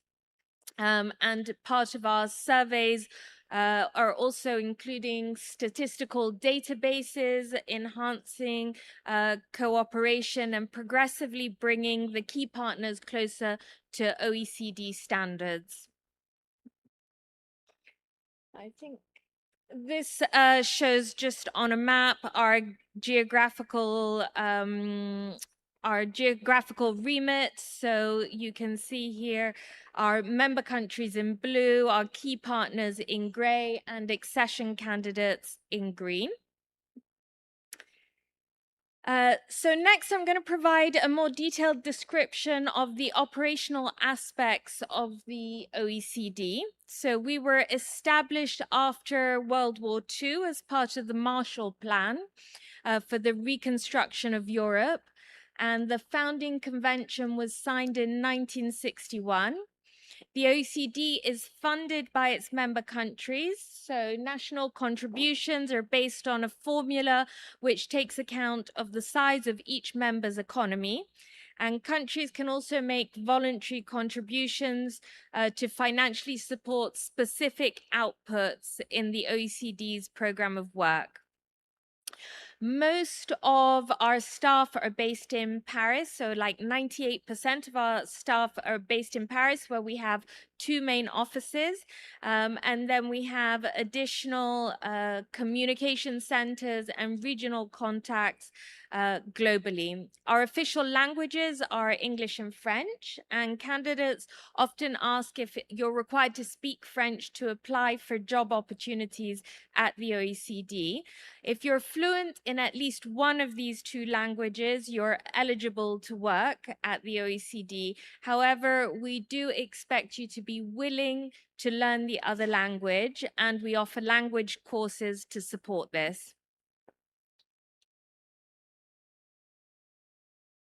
So now turning to how we work. So I'm going to present how the OECD conducts its work. We are essentially a forum and knowledge hub, creating standards, trusted statistics, and analysis platforms for dialogue and support to policy reform. We provide evidence-based analysis and standards and work with countries and a range of stakeholders. Our approach to providing policy guidance can be summarized into 3 key areas of action. So the OECD informs and advances policy debates. We provide knowledge that members and partners can use as they make policy decisions.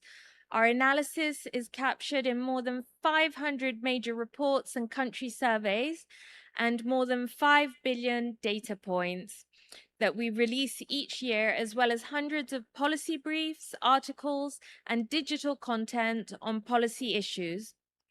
As one of the world's largest and most trusted sources of comparable statistics, data and policy analysis, we help inform debates in Parliament, the media, and research.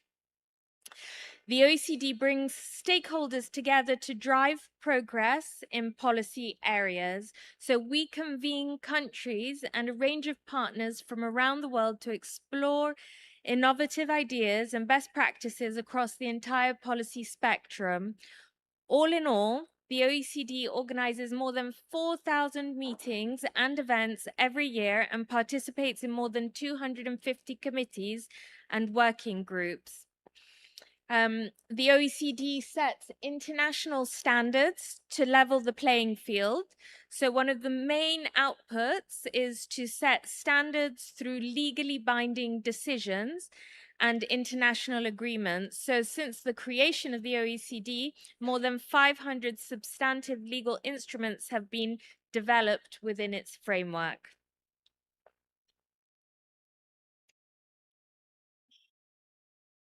So we're often asked whether your field of study or experience aligns with the OECD's area of work. And as you can see in this slide, the OECD's scope is broad, ranging from developing fair international tax systems and creating affordable health policies to combating corruption and bribery. We encourage you to explore our website, where you can access information on papers, publications, organized by policy areas and countries. So, moving on, I want to now provide information about working at the OECD. In general, all staff are expected to uphold the OECD's 4 core values, which are displayed on this slide. This shows OECD staff by category. So as you can see here, we have 4 employment categories: officials, temporary staff, interns, and staff on loan.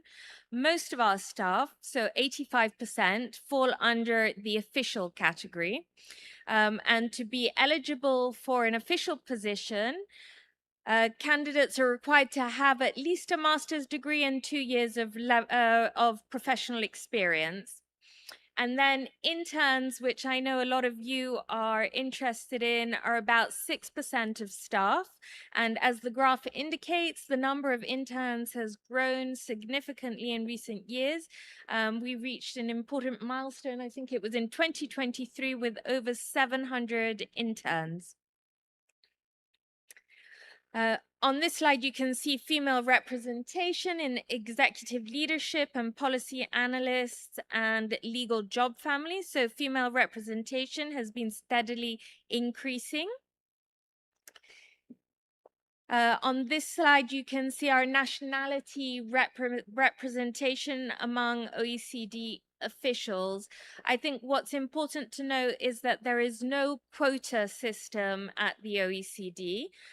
We have a significant number of French nationals, and this is primarily because the OECD is located in France, leading to a high number of French applicants.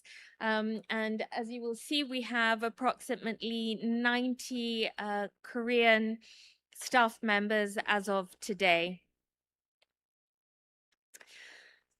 So here we go. Okay, before presenting you the career opportunities we offer at the OECD, I'd like to mention that we generally look for candidates with a strong academic background, relevant professional experience, and a commitment to our values of integrity and accountability. We publish vacancies for specific positions on an ongoing basis according to the current needs of every directorate, and we recruit candidates with varying specializations. To apply for a position at the OECD, candidates must meet 2 key requirements. So nationality, candidates must be nationals of an OECD member country. However, in exceptional cases, official positions may be open to nationals also from non-member countries. And the second requirement is language proficiency. So as I said before, fluency in at least one of the 2 official languages. And you will be encouraged to learn the other official language when joining.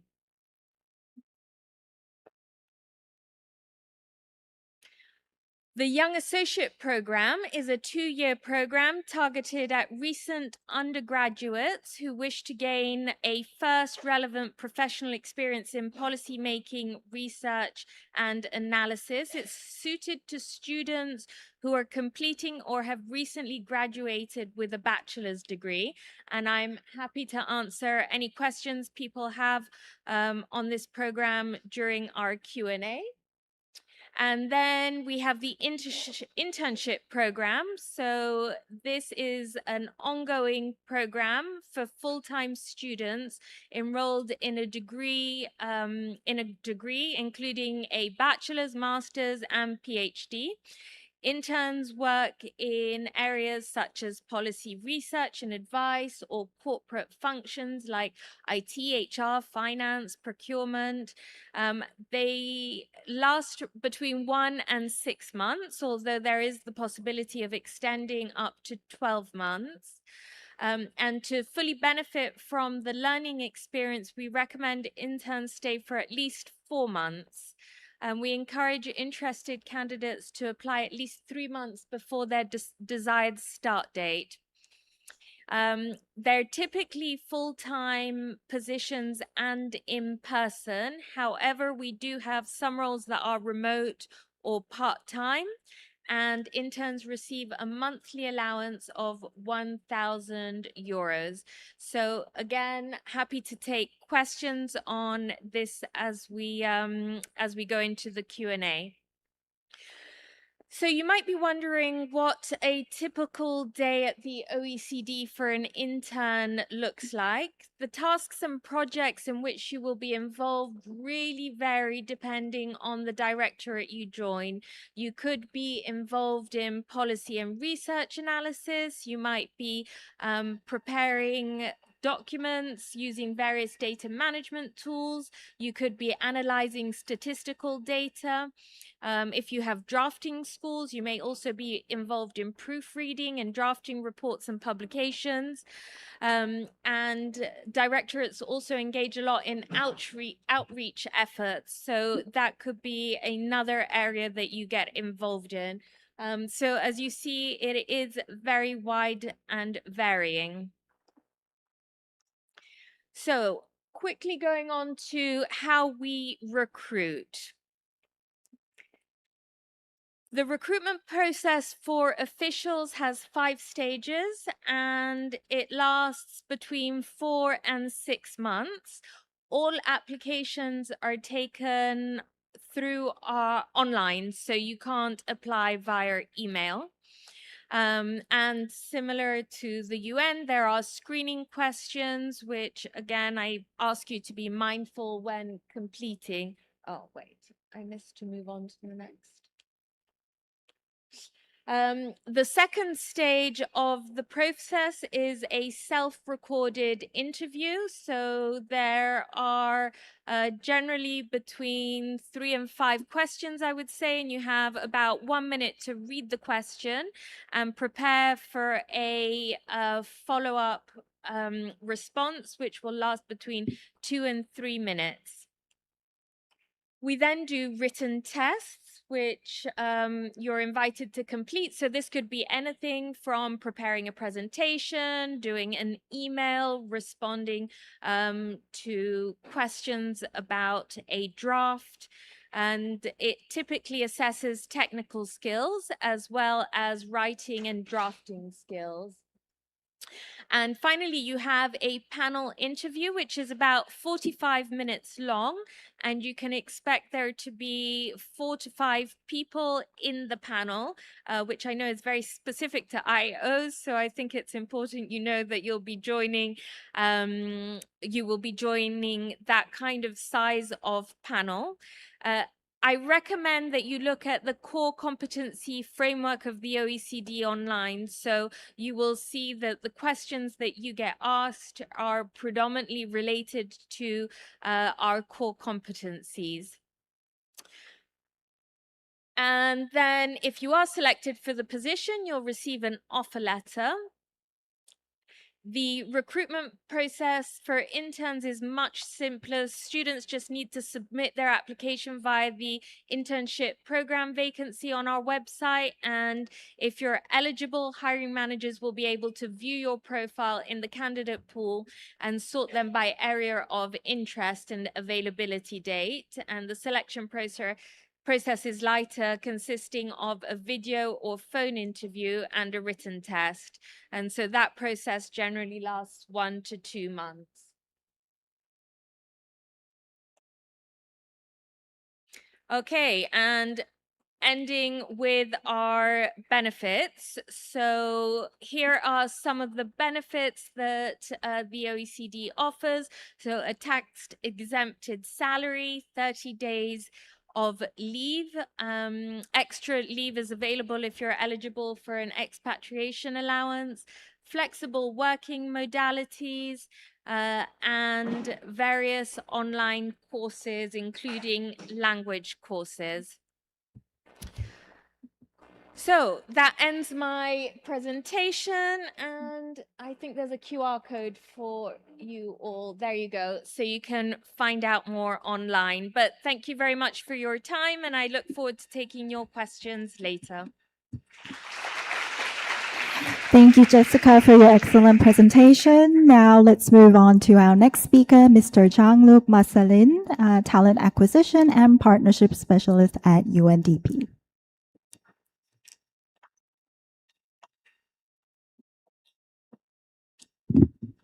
Good afternoon again. 2 presentations done, 4 more to go before the Q&A session. Let's activate also the crowd a little bit. I'd like to ask you a couple of questions just to get a better feel of the crowd of participants. Who is currently studying at university?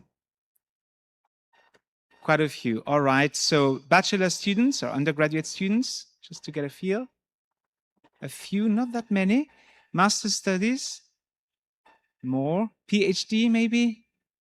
Any PhD? A cup, 2, 3? Very nice. Very, very good.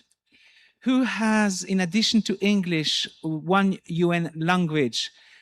Let's say intermediate level, as our colleague Hong was mentioning. So who has some French? Quite a few.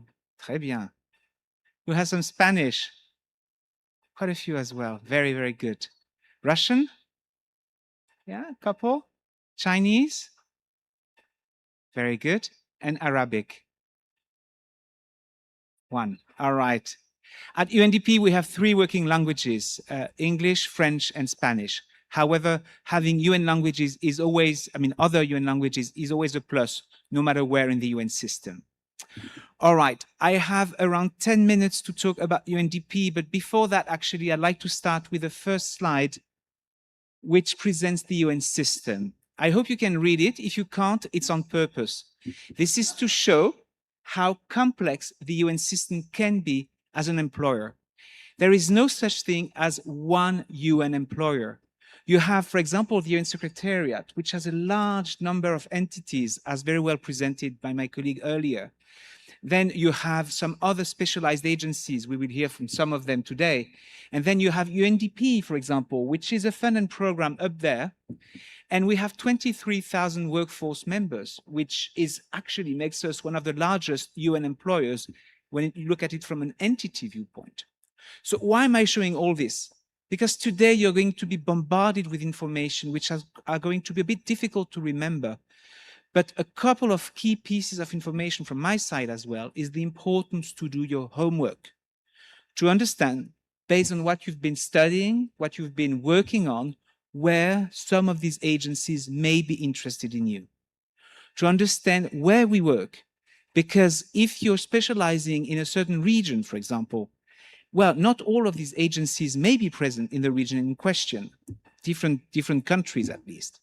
So do your homework, try to understand where the needs are, what the profile needs are, and that will allow you to start fine-tuning your job searches when you get there. Now, let's say a few words about UNDP. Obviously, I'm here for that as well.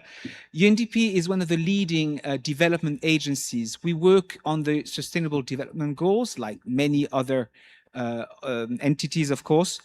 But what makes us quite special is that we have one of the largest field coverage, together maybe with UNICEF and the Secretariat, actually, in the sense that we operate in over 170 countries and territories. And we have a workforce, as I was saying, of 23,000 member personnel, and the vast majority would be assigned to these different countries. We have headquarters in New York, and we have also some outposted headquarters offices like Geneva, Copenhagen, where I come from. But the majority of the positions would be in the field. UNDP is the field-based organization, as we call it, which means that typically, I will come to that in more details in a second, but we look for candidates who have been exposed to working in a developing country context in the global south overall. What we're trying to achieve is no small feat. We try to ensure sustainable development by linking the eradication of poverty with questions to reducing inequality and exclusion and building resilience. Because it goes without saying these days, but when the whole development discussion started, everything was about economic growth.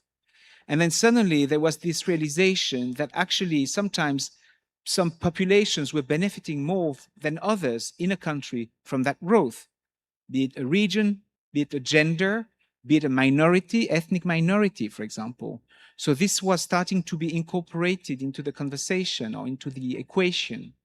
And then there was, of course, the realization that natural resources would need to be taken into account if you wanted long-term sustainable development. This is what UNDP is trying to achieve. We are not a humanitarian agency. We're an agency trying to help governments developing long-term. So this is an extract from our annual report and also strategic plan. And again, I would strongly encourage you to do your homework. I'm not going to go into details because you actually need to understand what is it we're doing so that you can also start, planning when you start applying. But this is how it looks from a programmatic viewpoint, with 4 main objectives, strategic objectives, each attracting different types of profiles. Prosperity would be more economists, effective governments, any type of rule of law or international law, etc. Healthy planets, it's more managerial resources management, environmental studies, etc. And then crisis resilience, because unfortunately, as we know, we live in a world where many crises are happening. UNDP is not a humanitarian agency. We work with partner agencies. You saw WFP earlier presenting how they partner with other entities. That would be typically an example there. However, we are working with government in mitigating crises and trying to prevent them in the future. In addition to all that, I would like to stress also the fact that we have a lot of operations activities. This is not only UNDP, this is across the UN system and other international organizations like the OECD, in the sense that in addition to these programmatic profiles, we would also have needs in human resources, finance, procurement, you name it. So again, it was mentioned earlier that we also have nurses and doctors. This would be with the Secretariat. But I mean, we also have helicopter pilots and whatnot. So you really have a wealth of job opportunities in the UN, including in UNDP, obviously. Joining UNDP is joining a community of purpose. Again, it's not only UNDP, it's also the whole UN values, the whole values of the UN family. And beyond that, when the OECD was presenting, the values they share, we share them as well. And this is something you really want as a candidate to highlight in your application, because this is something we really look for. Now, on the less positive side, if you do not meet the requirements for the position, you can be the most motivated person on earth, you will not be considered. Remember the slide on applicant and screened? Well, this is what I'm talking about. Any position in UNDP and the UN will have some requirements, and the must-have requirements must be met. So make sure that you read carefully the vacancy announcement or the call for roster, etc., because this is going to have an impact on your chances. And what's the point in applying if you will be screened out? However, you also have a lot of desirable skills, experiences that we would like to see in a candidate. And these ones, it's okay not to meet them at all or just a few of them, because that's more the ideal profile for a candidate we look for. But the basic requirements must be met. Now, on the positive side, the reason why I can do this presentation in 10 minutes is that everything related to recruitment is the same as the UN Secretariat. So I can basically piggyback on the previous presentation, because everything you heard about interviewing techniques, about written tests, about using a platform to apply would also apply to UNDP. Fair enough, we have our own recruitment portal, which is different from the Secretariat, but in terms of techniques and approaches for application, it's exactly the same. In terms of talent needs, I'd like to insist on a few aspects. Of course, each position will have a different type of profile we look for. However, typically at UNDP, because we're a field-based organization, we would typically want candidates with prior field experience, as I mentioned earlier, typically project management, because we're a very pragmatic organization. So any type of experience when you could do project management would be quite valued. And also exposure to multilateral contexts. That's not only UNDP, but obviously we need people who have been exposed to working in different contexts. So if you have the opportunity to work outside Korea, this would be a big plus on your CV. I talked about the languages, innovation and AI skills these days are obviously very critical for UNDP and other organizations. And of course, once again, remember the UN values and remember to make sure you relate to them. Now, I just want to say one word about internship opportunities. At UNDP, internships are paid, and actually the same amount as for the OECD. It would be $1,000 in our case, so not exactly the same amount, but a month. And it's for up to 6 months. And we advertise positions on a need basis. So at any given time on the UNDP job site, you would have internship opportunities. UNVs and JPOs are also something which UNDP is very much engaged in. These have been presented to you earlier, but I would strongly encourage you to consider these opportunities in UNDP or elsewhere. These are a great way to join UNDP and the UN system. There's one additional aspect I have not mentioned here because it is still not online, but we are about to launch a fellowship program for Korean nationals studying in questions related to climate, energy, and environment. So I don't know if some of you or if you know some people who study these topics, but stay tuned because if all goes well, around October, we're going to advertise for some one-year opportunities in UNDP in between your studies, if you want. All right, I'm going to stop here because time is up. It's been 10 minutes. I just want to highlight the fact that we also have a career portal, which can be quite useful in terms of getting inspiration and, of course, more information about UNDP and how to join us. And we also have a strong social media presence, in particular on LinkedIn. You may want to follow us on LinkedIn, but also the other platforms you can see here. I'll stop here. I'd like to thank you very much for your attention. 감사합니다. Thank you very much for your excellent presentation. Next, I would like to invite Ms. Sayuri Asano, People and Culture Manager at the UNICEF Asia Pacific Regional Office, to the stage.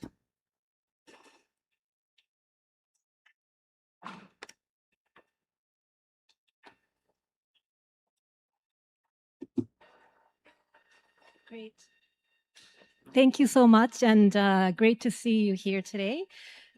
So today I wanted to share with you a little bit more about what UNICEF does. So UNICEF, basically, we work to promote and to protect the rights of every child, everywhere, in everything that we do. And our staff members are very committed and passionate about what we do. And actually, most of our staff members would say that it's actually a life's calling. Not just a job, but basically a calling that they have in life, that they're very fortunate, including myself, that we are able to work here. So instead of me talking about it, I wanted to show you a little video. What I love most about working for UNICEF is the fact that we can intervene and do work all around the world. In the most remote area, we can make a difference for children. I know my work contributes to something that serves a great purpose towards helping those who are most in need. And that's why every day at the office is something inspiring. I wanted to work for UNICEF because it is the organization where you can make a difference in the life of children. What I love every day when I come to work is the people I work with. I work with people from different countries, the diversity, and I learn so much about different cultures. That's what I love. At UNICEF, you will work with dedicated and passionate colleagues to make a difference in the life of every child, delivering on the ground in 190 countries and territories, reaching the hardest to reach, the furthest from help. Our mandate inspires us to achieve results, to keep standards high, and to grow both professionally as well as personally. What I love most about working for UNICEF is its people, the diverse culture and the energy level, and the chance to contribute to changing the lives of children in my very own small way. Join us to make a difference for every child. Thank you. Great. Yep. I always get goosebumps after watching that one. It's really inspirational, actually.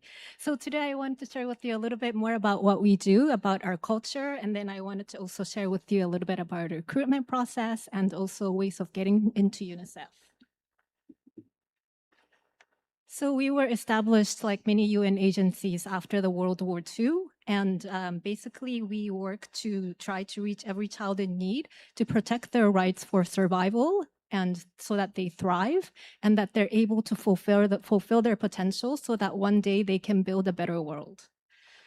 We have, this year we're celebrating 80 years and we work with many different partners. We have strong partnerships with governments, private sector, civil society organizations, and we have a commitment to making every dollar count. We work in over 190 different countries and territories, and what that means actually is that you'll have opportunities to work in many countries once you join us. We have a mobility policy, and that means that after you do your tour of duty, then we ask you to move to another country and then share what you have learned, and also to work in the country. We also think that it's actually a great career opportunity for you to be able to work in another country as well.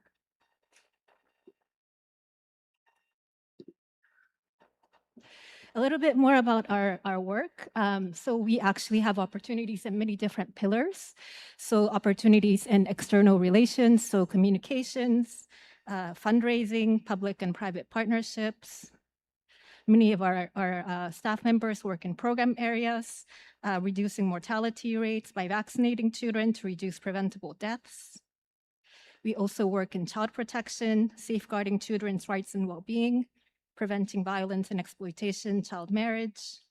We also work in education to try to improve the quality of education and removing barriers to access to education. We also promote gender equality. We're fighting against discriminatory practices like gender-based violence.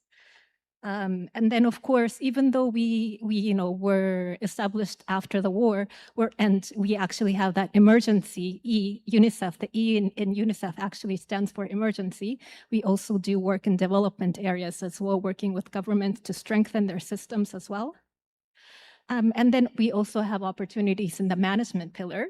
And this is what colleagues also mentioned is kind of the support functions, right? So in people and culture, in ICT, in operations, finance. So we have many different opportunities in many different areas. Oops. Okay. And at UNICEF, what we do is very important, but then also as important is the way that we do things. So at UNICEF, we have the core values of CRITAS, which stands for care, respect, integrity, trust, accountability, and sustainability. And these are basically values that we uphold and we actually expect our staff members to have, not in interactions just with the people that they work with, but then also with their teams and also for themselves as well. So we want our staff members to care for each other, to trust each other, and to be accountable for their own actions. We have a set of competencies, which are kind of like behaviors that we expect our staff members to behave by. And we also use these behaviors for attracting talent and also assessing them and developing them when they actually join us. So these competencies, you can find them online, but then they include things like drive to achieve results, working collaboratively with others, demonstrating self and ethical awareness. And for our managers, it's really important that they actually have the ability to be able to lead and nurture and to manage their teams as well. So we actually also assess for these skills, not competencies as well during the interviews.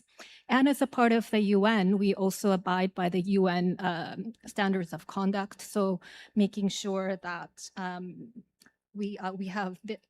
there's zero tolerance for misconduct, that we are not abusing authority, we're respecting different cultures and customs. And as colleagues mentioned, actually, I think it was from the Secretariat, right? Yeah. Diversity and inclusion is very, very important. We work with a very diverse set of colleagues.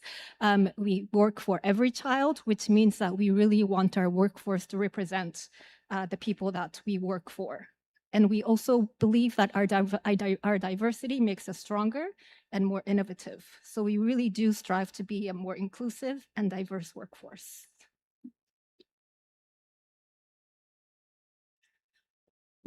Our recruitment process, so as was mentioned by Jean-Luc, I think our Secretariat colleagues actually did a great job in covering the details, so I won't go into it in much detail, but all of our vacancies are listed online and you can do a search for them. And then when you apply, actually, we have a long listing process, and that means that we actually make sure that you meet the minimum requirements, right? So then if you actually don't meet the minimum requirements, then you won't be considered at all. And then we also have some desirables, and that's where we do the shortlisting. And then we also want you to make sure that, once before you apply, that you understand the functional area, the staff categories, the contract type, and then please write your resumes and cover letters, tailor it to each job. Make sure that you have your motivations clear and giving real examples. Let's see. Different pathways into UNICEF. So there are different ways to joining us. So you can become a UN volunteer. You can start as an intern, and also our internships are paid as well. And our interns can be from 6 to 26 weeks, full-time, part-time, remote or on-site as well.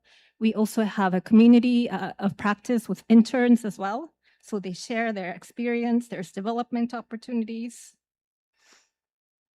Yeah, and you can also join us as a consultant. So consultants bring expertise that we may not necessarily have so much in the workforce, so we hire them as a consultants. You can join us as a JPO, as mentioned, and you can, of course, apply to vacant positions to become staff. A little bit more about South Korean representation. So actually, we only have 41 Koreans represented at this moment, which is very little, considering the fact that we actually have over 15,000 staff members. So it would be great, as mentioned, with diversity. We look forward to having more Koreans applying to us as well to increase the diversity. 80% of our Koreans are females, so more applications from males would be welcomed as well. And then we also have UN volunteers, 94% are females. We have 6 of them in Asia and the Pacific region. And for interns, we actually have partnerships with different universities. So what we do is we actually partner with the universities, and we have an agreement where they actually agree to sponsor a student to come to us. So if you actually don't see your university listed here, it would be great if you can speak with their administrator to see if we can establish that type of an agreement. We have, as of June 30th, 5 South Korean nationals interning with us. You can find more information about UNICEF careers through our website. You can follow us on LinkedIn, Facebook, YouTube, and then here's a barcode or a QR code where you can scan to follow us and find more information. So I think I'm just in time. Thank you. Thank you for your inspiring presentation. Yes, let's continue with our next speaker, Ms. Aina Kaliba-McQuall, Interim Chief and Senior HR Officer at UNESCO. Please welcome her with a big hand.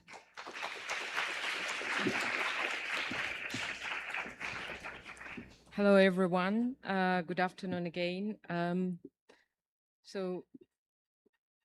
Let's talk about UNESCO. UNESCO, Jean-Luc already showed this map, of all different UN organizations and of the global UN system. And UNESCO, it's in a small red, highlighted in red, where a specialized organization among different other specialized agencies. So our mission, we were created in after the Second World War, and our mission is to build peace through international cooperation in education, sciences, culture, communication, and information. And UNESCO, it's considered as the intellectual organization of the UN system. We have absolutely beautiful mandate, and our adage says, since wars begin in the minds of men, it's in the minds of men that the defenses of peace must be constructed.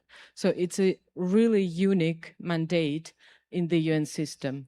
We have 2 global priorities, Africa priority and gender equality.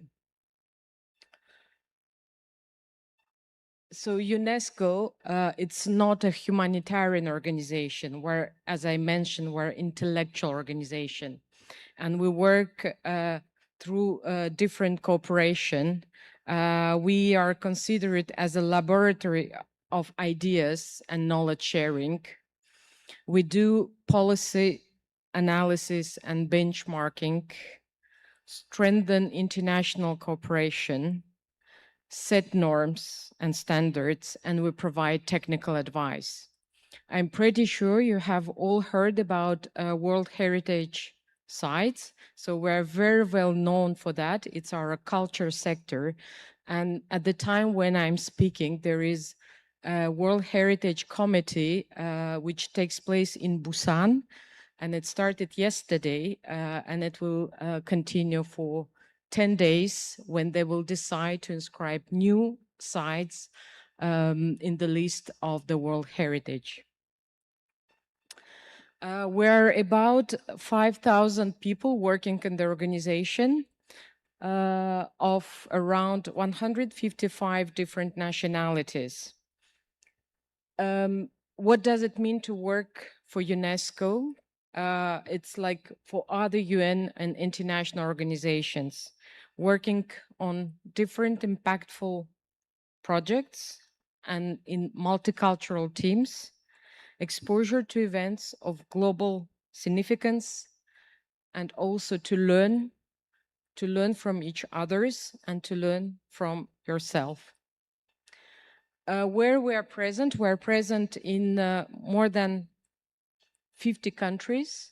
Mostly we operate in Latin America, Africa, Arab region, and Asia and the Pacific. Our headquarters is based in Paris, very attractive. And we have only one regional office in Europe, which is in Venice, quite also attractive. These are our requirements. It's very similar to our colleagues' organizations. We have 4 core values: commitment to the organization, integrity, diversity, and professionalism.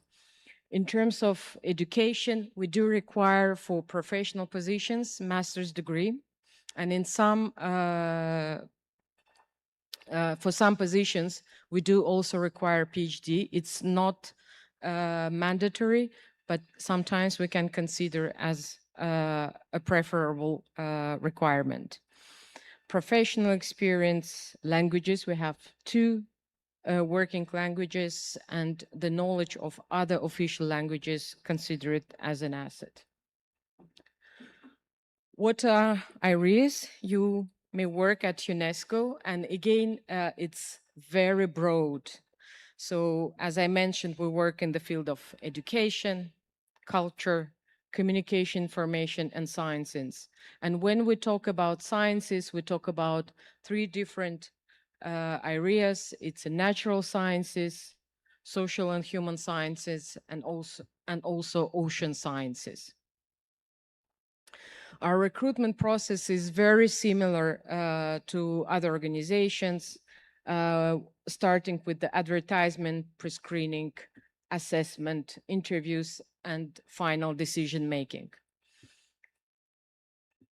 I will go quite quickly through these slides, but you can take pictures, and it's very important to prepare your application. You will apply through online system, and what is important to keep in mind that every application is screened by first of all automatic screening, and then is reviewed by a human being, so by recruiters.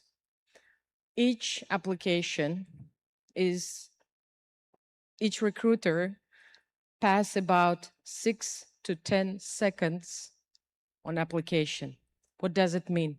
It means that you have to prepare your application in a very strong way to clearly demonstrate your motivation, but also your achievements.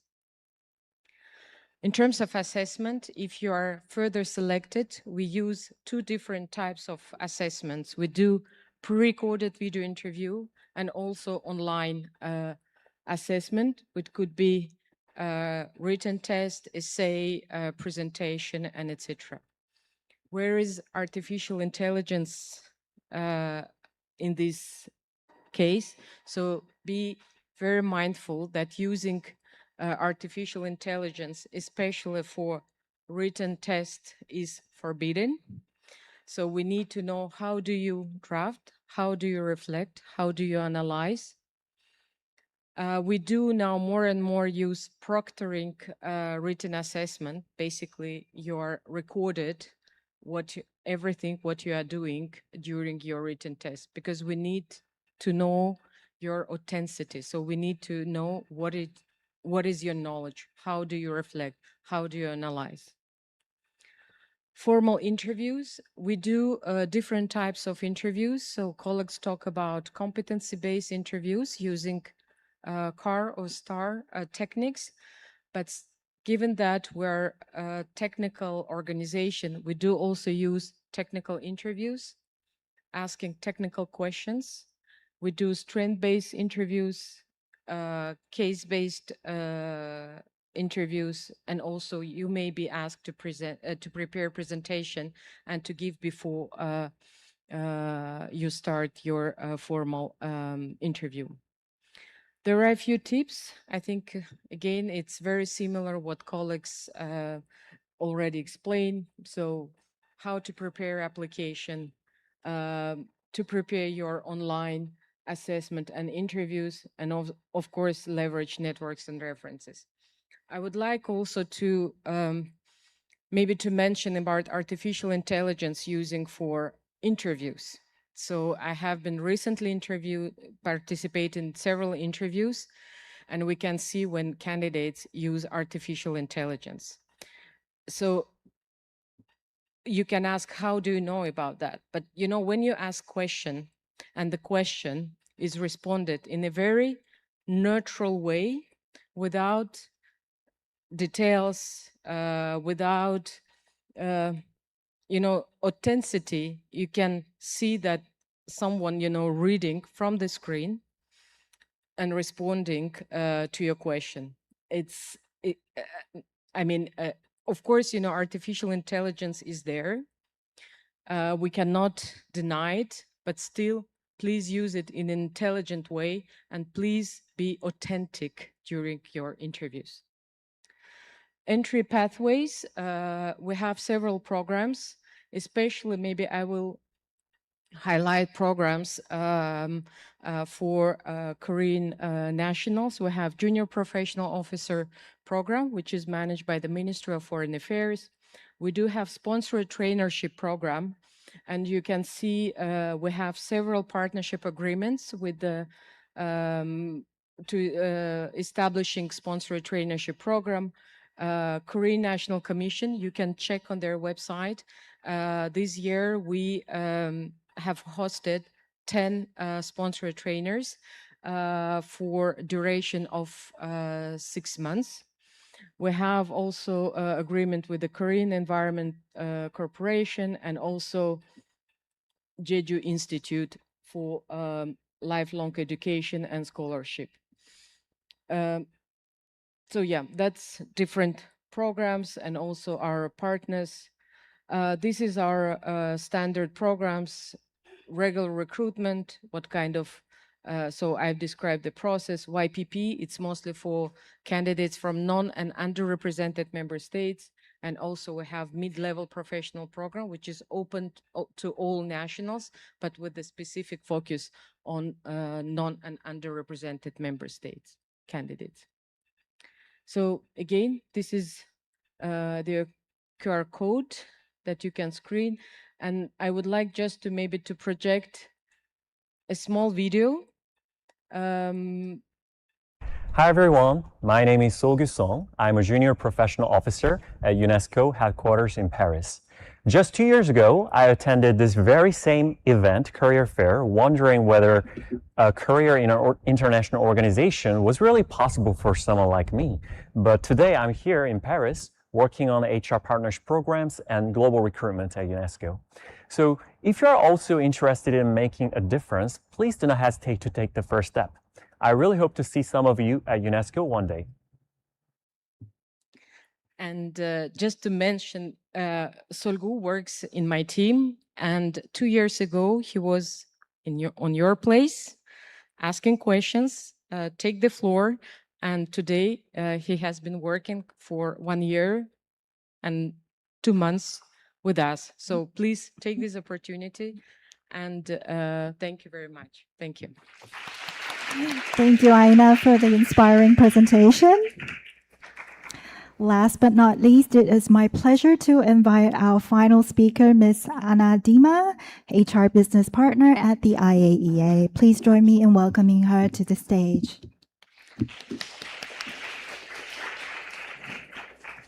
Thank you so much. As you said, not the last or the least, but I hope this session will be interesting for you. Briefly, I will go through the presentation because also being the first time in attending the International Career Fair, I prepared a lengthy presentation, but I will keep it short on this occasion, since my colleagues helped me a lot in presenting the recruitment process, which is very familiar with UNICEF, UNDP, and UNICEF Secretariat. So maybe a quick intro. An overview about the IAEA. This is our Director General, Mariano Grossi. You might recognize him because he's been on numerous occasions here in South Korea. DG said the agency is a formidable institution that deals with issues of war and peace, of human health and of energy, food and water, fundamental concerns of all human beings. And indeed, the IAEA is founded on the belief that the power of atom should be used for the benefit of humankind. That's why I think IAEA is known as the atom for peace and development. And if it is one thing that you need to remember today from this presentation is atom for peace and development.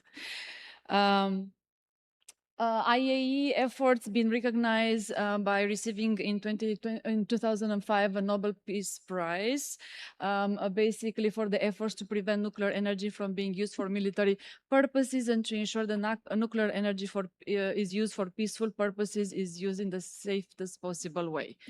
This is quite important for us being recognized.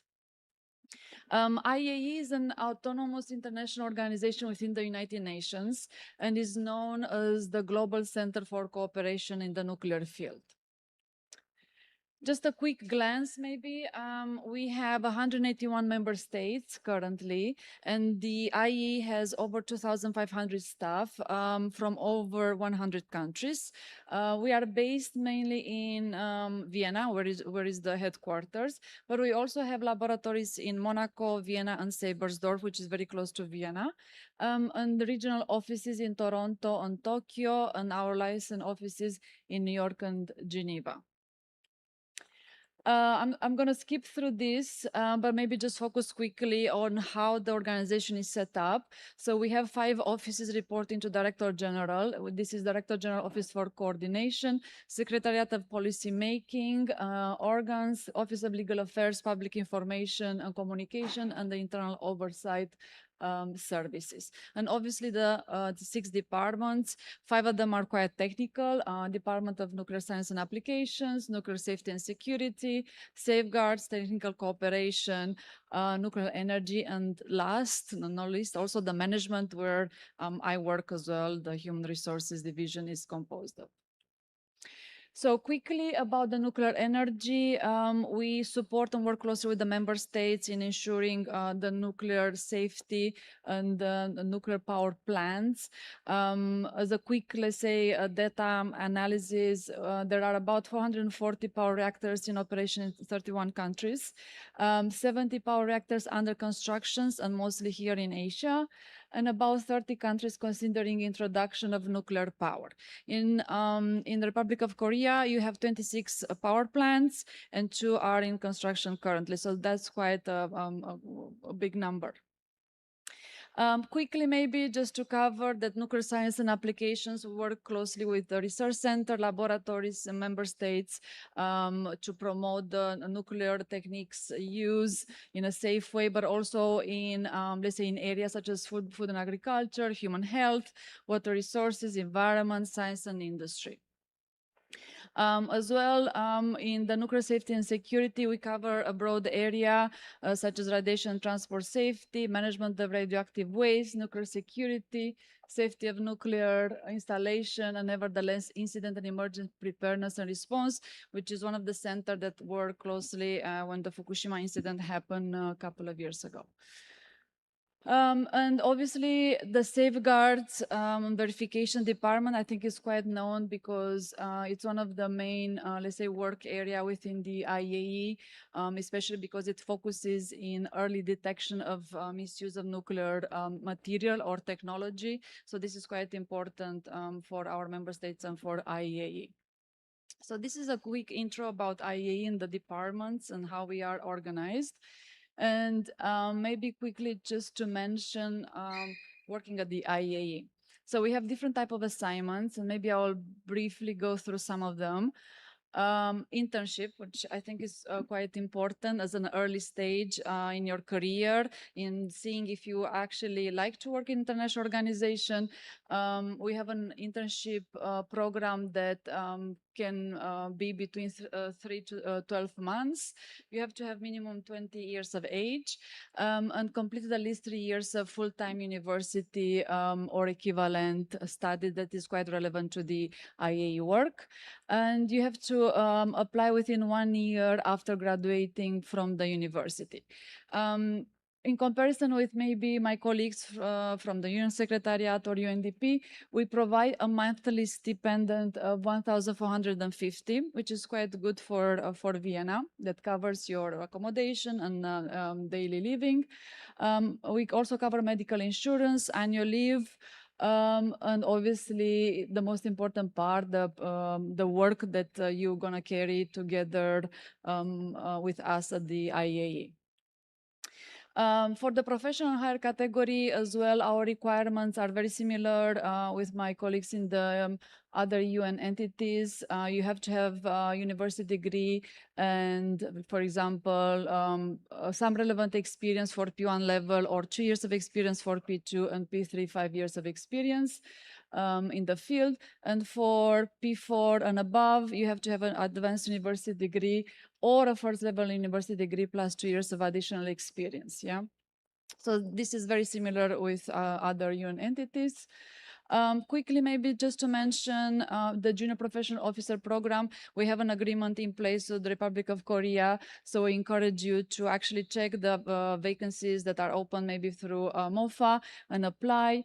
To be eligible, you have to have below age of 35 years. You have to be national, obviously, of the member state, and possess a suitable academic qualification, university degree, and 2 years of experience for P2 level.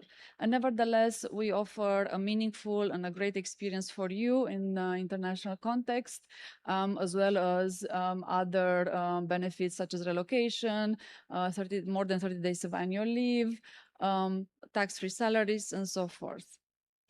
What else? Maybe we have a bit different than other UN entities. We have so-called cost-free experts. So cost-free expert type A are staff members that are fully funded by the donor country, although the salaries and benefits are paid by IAEA directly. But these are profiles that are quite technical, whereby we don't have in-house expertise. So then we work closely with our member states in finding that expertise within your specific country.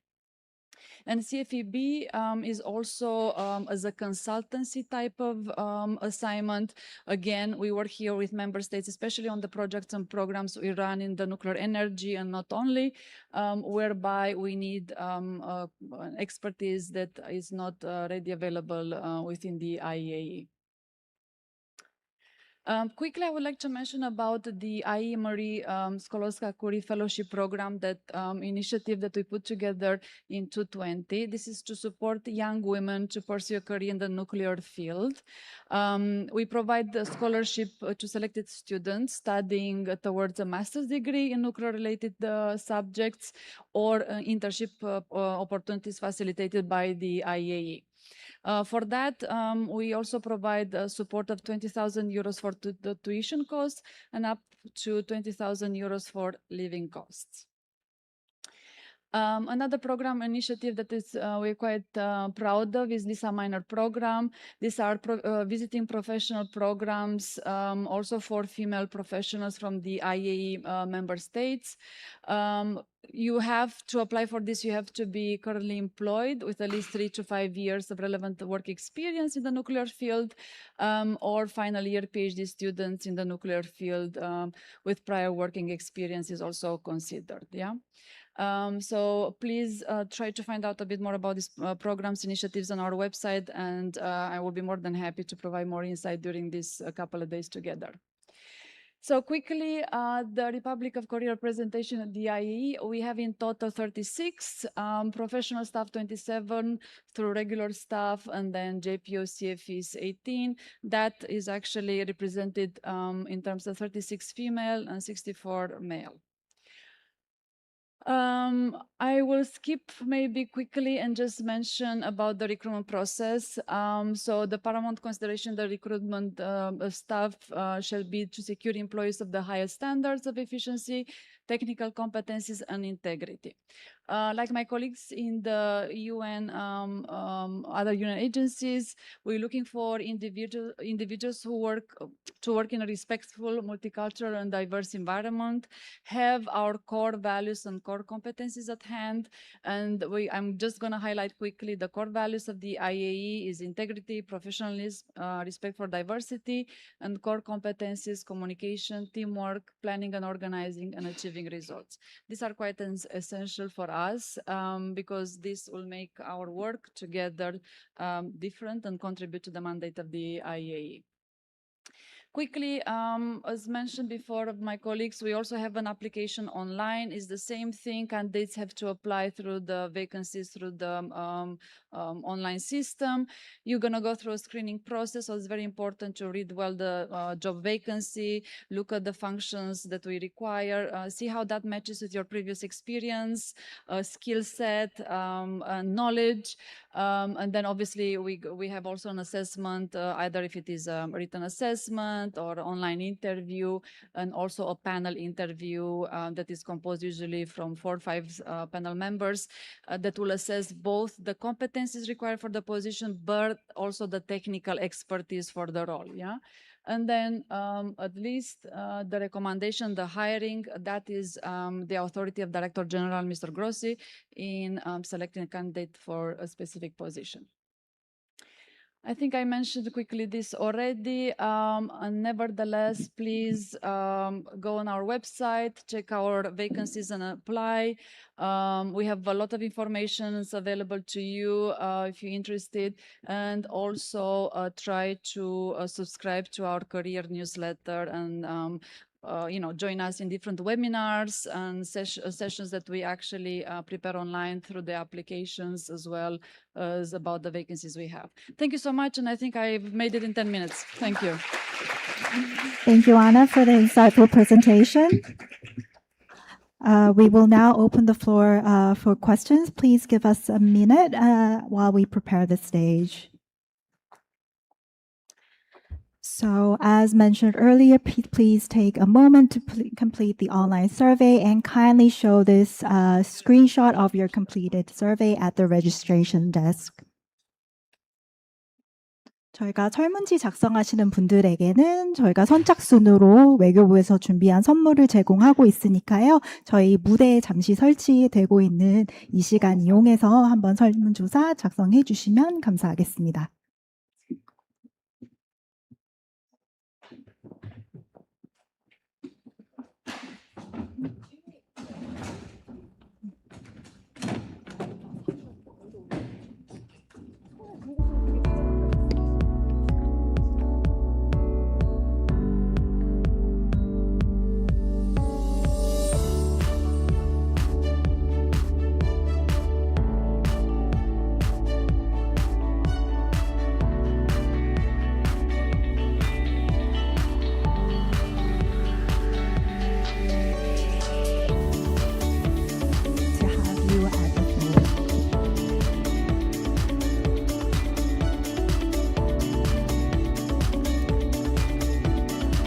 if you have a question for any of our speakers, please raise your hand and our staff will bring you a microphone to you. We ask you to briefly introduce yourself before asking a question.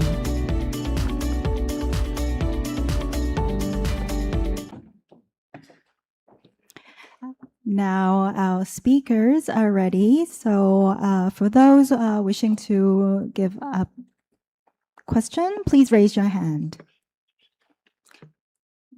For the gentleman in the middle.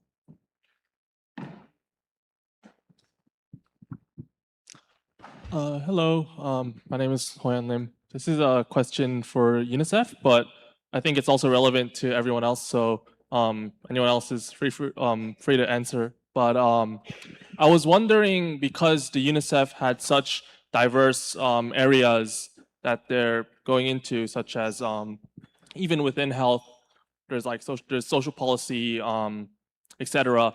Would you say that because the UNICEF's focus is not on one specific area but on children, I was just wondering whether there's a lot of interdisciplinary collaboration between the many fields that is within the UNICEF's mandate, or is it mostly compartmentalized into like one area and the other? Thank you. Thank you for that question. And I think that's a really great question because the way that we work is actually collaboratively across functions. We think that it's actually more efficient and it actually is better if we actually work together with the other functional areas as well. So even if you are working in health, you would work together with colleagues in education. For example, if, because some of the health checks can also happen in schools as well, right? So there are different field trips that they can do together, and we always are encouraging that the colleagues work cross-functionally, cross-disciplinary as well. Thank you. Next question. The lady in the front.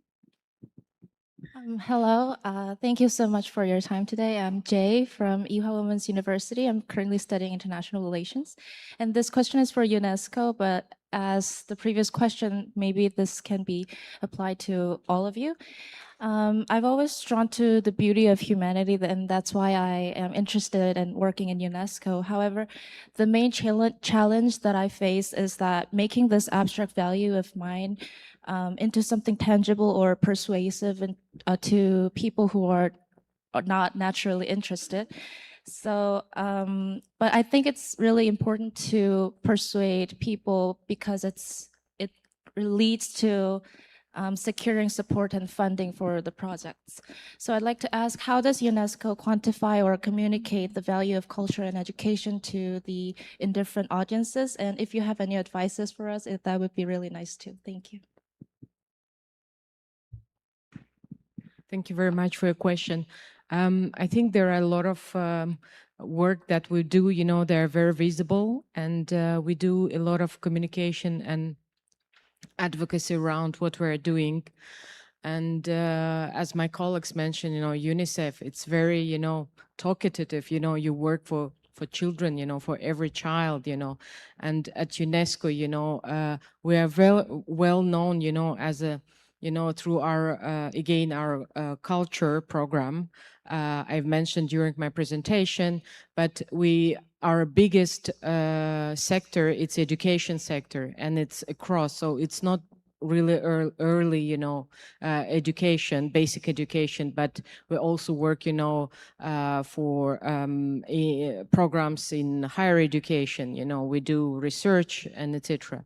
So, and that's, I think, a lot, it's quite attractive, and in terms of, attracting and resource mobilization, it's quite, it's quite, quite attractive. So, thank you. Do we have another question? Yes. Thank you for valuable comments and advice. I'm a PhD student in Seoul National University, and as far as know, to apply for JPO, at least 2 years of work experience is needed. So I'm wondering, PhD degree is also considered as relevant or work experience. Or secondly, most positions in international organizations are contact-based and extended for afterward. So I'd like to know how to extend and work longer period in organization, in international organization.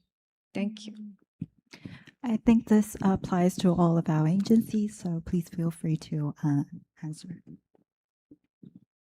Thank you so much for your question. Maybe I'll start with the first question. For example, at IAEA, it's important to have 2 years of relevant experience, other that you maybe gained through part-time work, internship, so that will count. Unfortunately, we don't count PhD as a work experience, so you have to have a bachelor degree, which is first level university degree, which I think you already have, yeah, if you are studying now PhD. Yeah, but we cannot count PhD as a relevant work experience. I'd just like to add, because this is so interesting, because at UNDP it's the opposite. We don't count internships, even our own. However, PhD does count 50%.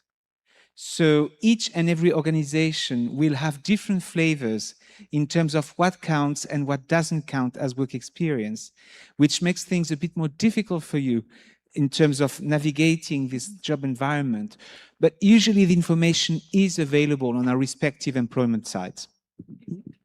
And I think maybe your last question, I couldn't hear it very clearly, but you said something along the lines that to navigate or extend your experience in the international organization, right? I think it's important that depends where you like to start your career path.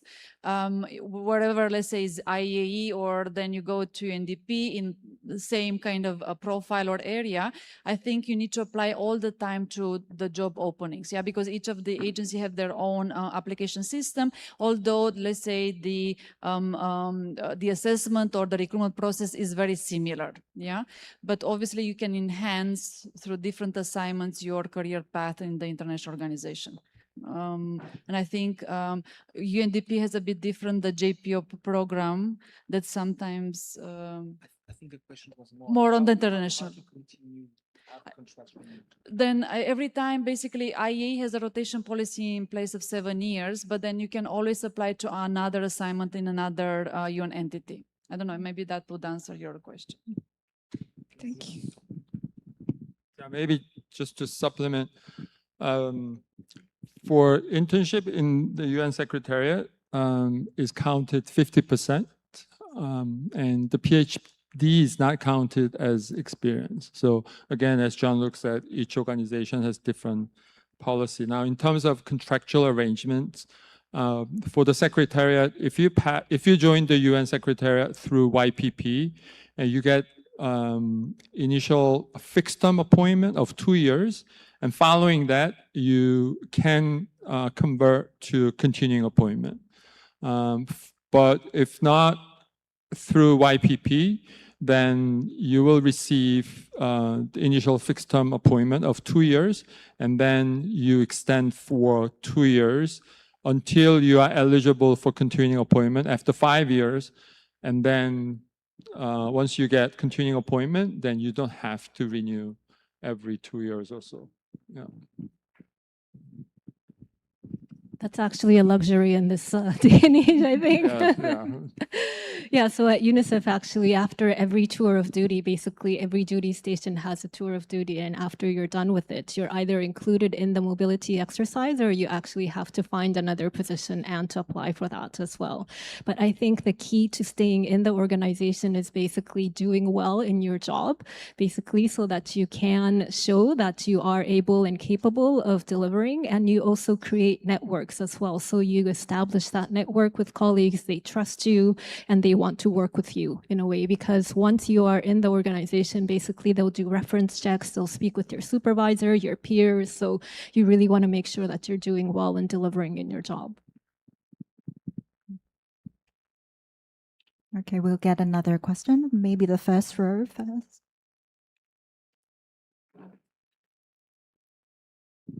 Thank you for your presentation. My name is Han Kim from the Ewha Women's University, and I'm now studying political science and French language and literature.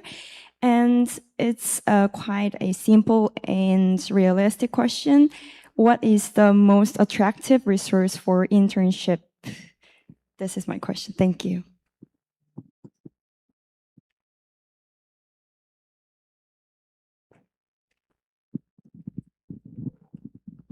Sorry, I think we didn't understand the question. Would you mind clarifying? Sorry about it. What is the most attractive resource and the strengths that for application for internship? So, in your opinion, what is the strengths for chance to job opportunity for internship? Okay, thank you. Thank you. That's clear now. Thank you. Let me start with the OECD, and then if any of my colleagues want to add to it. Look, we bring in, as I think you saw in my presentation, interns into a wide variety of roles across the organization. What we're looking for are students who have a relevant educational path. If they have already done internships elsewhere, that will add. And I think we also spoke about the languages. So if you can speak you'll need to speak one of the official languages, but it's also beneficial if you have knowledge of the other for the OECD. I think those are the key things for us. Would anyone like to add? Maybe I can quickly. Internships in the UN Secretariat, internship positions are advertised in our careers portal. Each internship job opening provides the skills, knowledge, and competencies required. We normally require 3 competencies for interns as well. They may be called for written test, not extensive, comprehensive written test, but very simple written test. It may also require Excel, for example, skills or PowerPoint skills. We value any candidates who are willing to learn.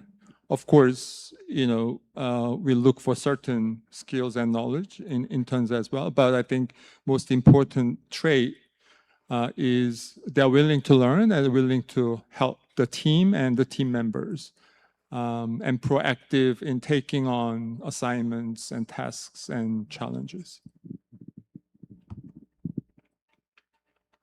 Okay, we'll have another question on the 5th floor.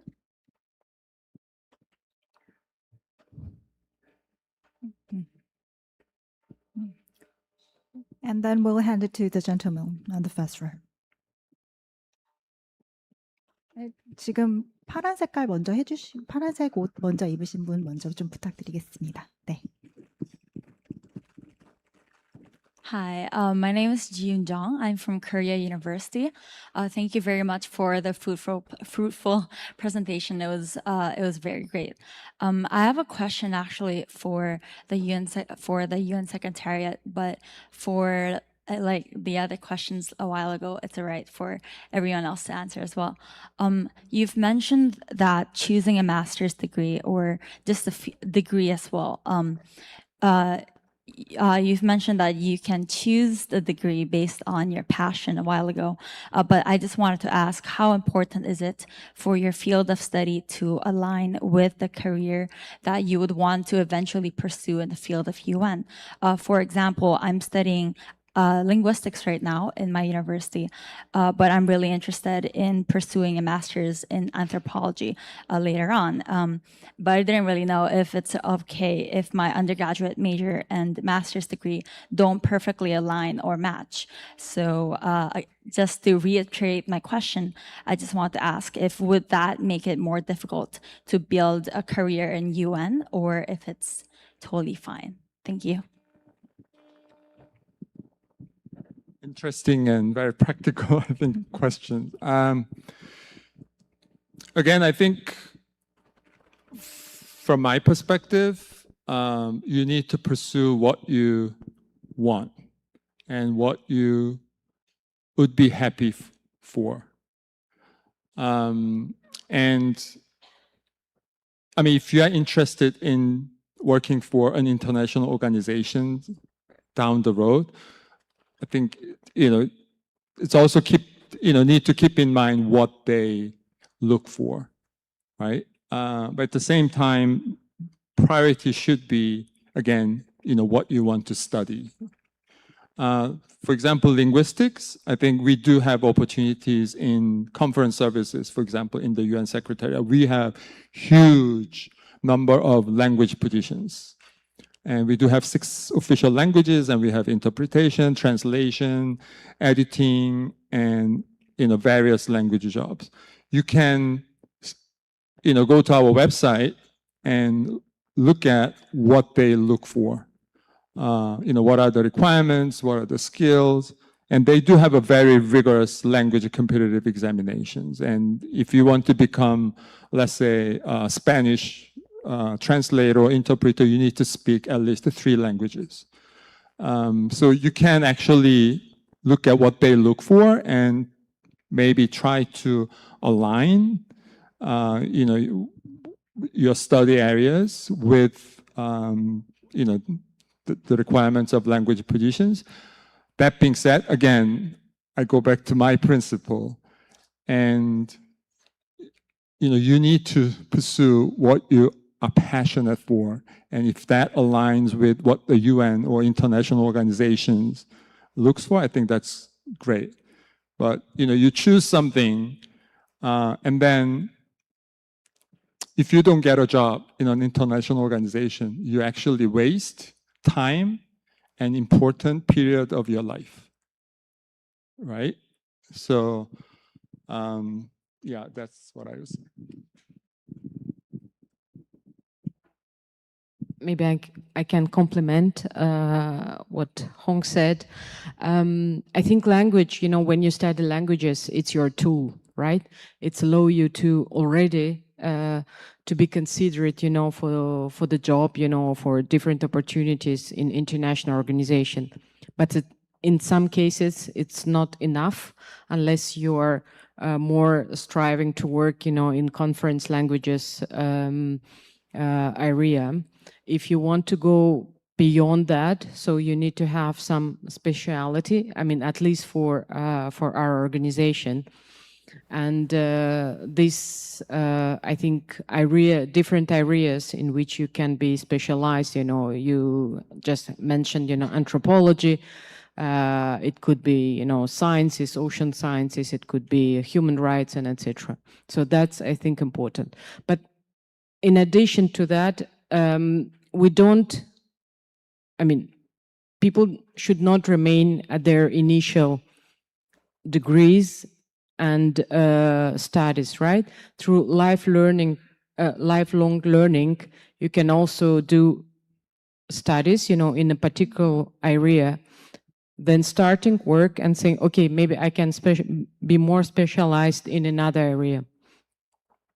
Personally, I did a bachelor's degree in law. I did my master's in international administration, specialized in international law.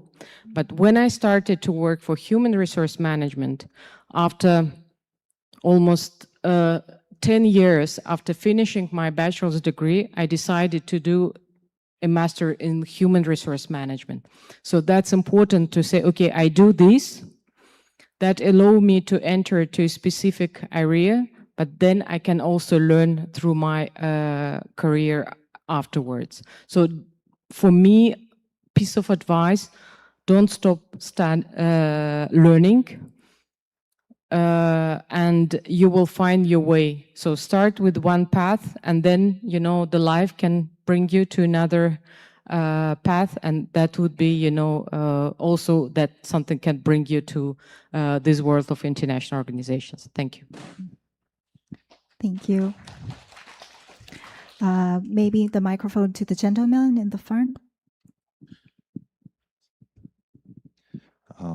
Please forgive me if I stumble a little. I'm very nervous. This question is for all of you. If I may, my name is Jong-woo Park, and I study business administration in Kyunghee University. After supporting a youth program, after supporting a youth program connected to UNESCO MGIEP, I became interested in pursuing a career in international organizations. I'm also developing an accessible musical instrument for children with special needs. What expertise and practical experience distinguish someone who is ready to contribute? And how might a background in music be turned into meaningful work in education, culture, or youth engagement?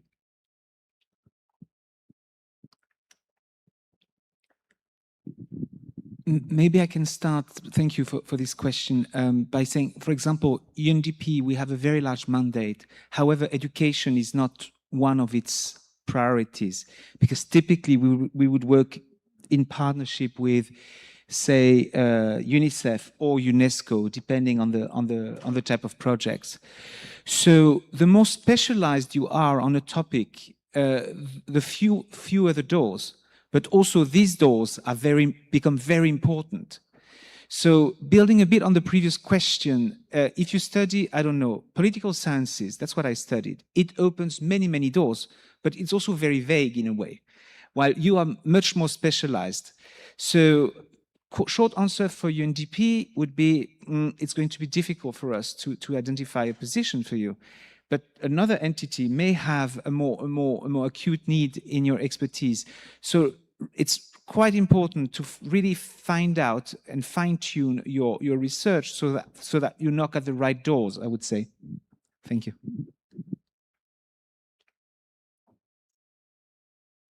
Yeah, so at UNICEF, actually, we do have a big program on disabilities, working with children with disabilities as well. So, in our organization, we do have a need for people who have worked with children with disabilities, and also combining your other skills. I think that kind of sets you apart from other applicants as well. So I think it's great. I think what's been mentioned before, what's important is to really follow your passion, not do things because you want to get this job. Okay, we'll get more questions. To the lady in the back with the black, yes. 실례합니다. 저기 2층에도 질문 있어서 추후에 2층 한번 봐주시면 감사하겠습니다. 네. Hello, thank you for the presentation. My name is Minji Zhou, and I have a question for Ms. Mason from OECD. You mentioned that you moved from the private sector to the OECD recently, and I also currently working in the private sector, and I also interested in to move to the international organization for the future. Looking back, what skills or experience from the private sector have been the most valuable in helping you make that transition? I sometimes feel that many international organizations value candidates who already have the experience of the international organizations. So I'm just curious what could be the best strengths of mine. Great question. Thank you for that. Yes, so I moved from the private sector. I was in a totally different industry, working for an insurance broker before I joined the OECD, so totally worlds apart. However, I have a very long career in human resources, so I am an expert in the field and the role that I applied for at the OECD. In addition, what I would say is, although the industries were very, very different to an international organization, I worked in an international role. So the team I looked after was across a number of regions, and I'd worked for very many years with people from different cultures and backgrounds, and I think that really helped me in my application. And when I was going through the panel interview, I was asked quite a lot of questions around my adaptability to work in an international organization. And I think my experience in a multicultural organization definitely contributed to me getting the job. I don't know if anyone has any other experience they want to share. That's first of all, excellent answer. It's it really shows indeed that one can change employers, but the industry is also quite important. When it's a programmatic type of positions, it doesn't really matter what type of employer you had. It can be non-governmental organization, it could be a bilateral organization, it could be an embassy, it could be even a consulting firm. But what's important is what is it you did and how transferable the skills and the experience is.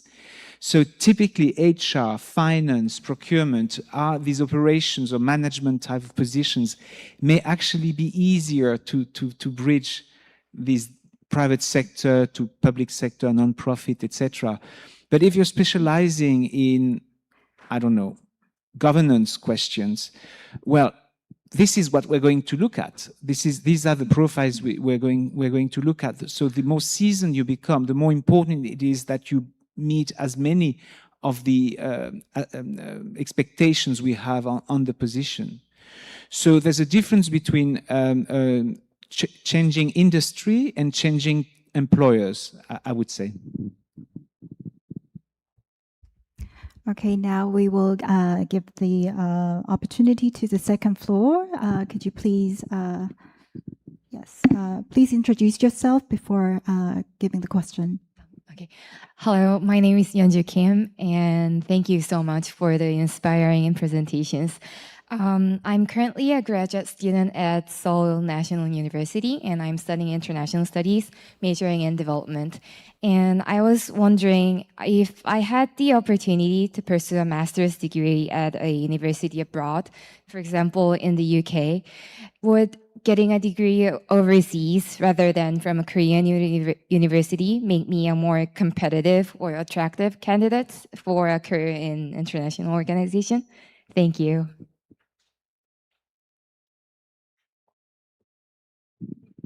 Thank you so much for your question. Maybe I will start quickly from IE side, and I think from other UN entities as well. The academic qualifications that you will gain here in Korea are as good as any other academic qualifications from UK, US, you name it, right? And just maybe to add a bit more, because IE is a very technical organization, you are known for great university, whether technical, whether social sciences, and so forth. So you have a prestigious university and educational institutes here in Korea, whereby are equally regarded in the international organization area, yeah, regardless of which positions you apply.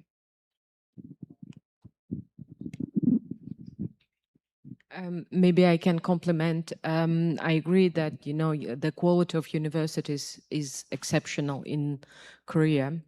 If you want to go outside and you have opportunity to go to do this, please do it. I think it's also allow you, you know, to expose you to more international environment, to see, you know, how things are going outside. To build this more open mindset, because one of the important values in all international organizations, it's respect for diversity. And respect for diversity starts with understanding others. And I think it's a very good way to learn from others. Of course, you will do it through interacting with your peers, you know, but also with teachers, with professors. But it will also expose you to another environment, another language, cultures. And I think it's something will strengthen you and your profiles in future. But it's not required. But if you have this opportunity, please do it for yourself. Thank you.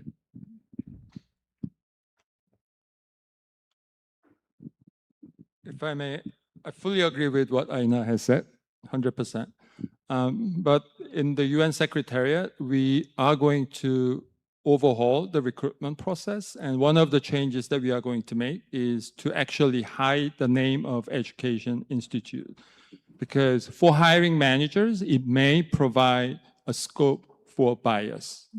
So again, to pursue the goal of diversity and inclusion, and also, our initiative in anti-racism, we are going to hide the name of Education Institute in the application so that hiring managers do not really know where you studied. They will know what you studied, but they are not going to find out where you study.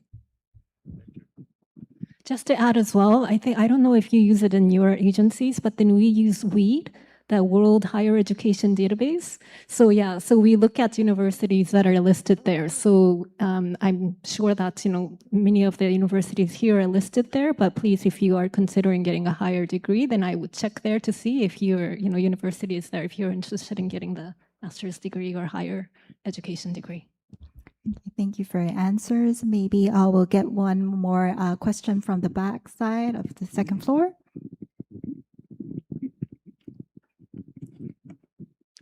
First of all, thank you all for this great opportunity. I'm very honored.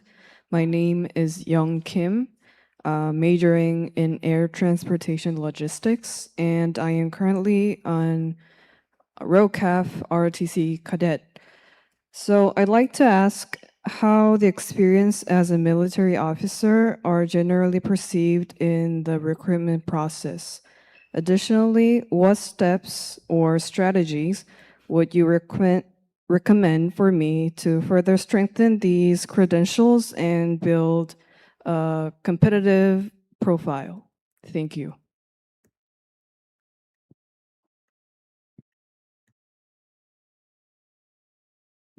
I can't answer the first part because I'm not familiar with this, but in terms of credibility and building the profile and overall beyond your own expertise, one way to go about it is to identify positions which are more senior than where you are today. And these days, AI can really help you browsing through job sites, etc. So let's say you have 3 years of professional experience, you look at positions which require 7 or 10 years of experience. And then you compare the requirements or the ideal profiles of these positions. And that allows you to see what is it you're still missing in your CV in terms of expertise, skills, and experience, obviously. So it's some kind of building your CV backwards. Instead of looking at what's available to you today, you're looking at what is it you still need to gain for tomorrow. And then you will see some patterns. Now, each industry will, of course, have different needs, different profiles, needs, etc. But this is a powerful way to make sure that your next job will allow you to tick these boxes that you're still missing. Thank you.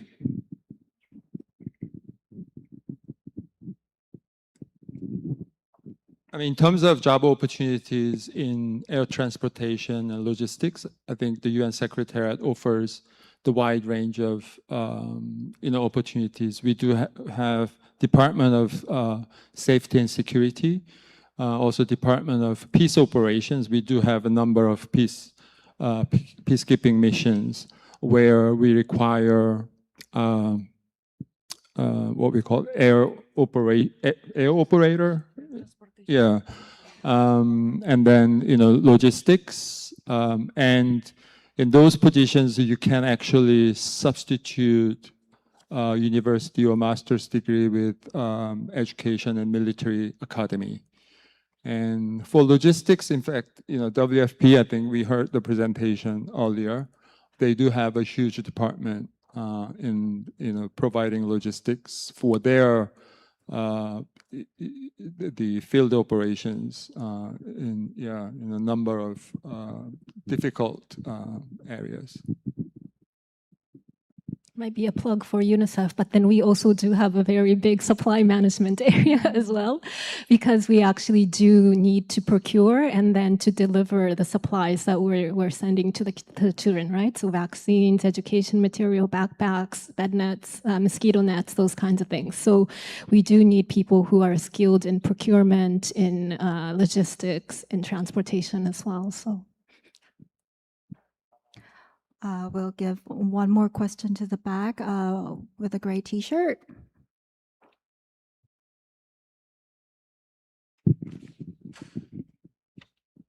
Hello, my name is Jae-won, and thank you for your presentation. And it's my first time attend this kind of event, so it can be very, very practical, my question. But I recently got a master's degree in sustainability science in Mexico, and I have about 4 years of experience in research and international development, but I don't have direct UN experience. So at this stage of my career, would you recommend pursuing an internship, or is there any suitable pathway to strengthen my profile? Thank you. Sorry, I keep on taking the mic. I mean, personally, I would not recommend an internship. If you already have 4 years of experience, a master's degree, and all that, you're beyond the internship phase. At least that's my personal opinion. I would rather have you gaining experience in your area of expertise in the field, in a developing country context in particular. And there, I think non-governmental organizations are among the best ways to gain a series of skills and exposure that we very much look at. Community engagement, reporting, project management, maybe managing a local team, maybe dealing with a donor, you name it. Also the challenge of operating in an NGO context, etc. That would strengthen your profile very much so. And then you can start applying for UN positions. That being said, you should also start looking at UN opportunities. We have many different types, including UNVs, United Nations volunteers, where your profile could probably fit in any case.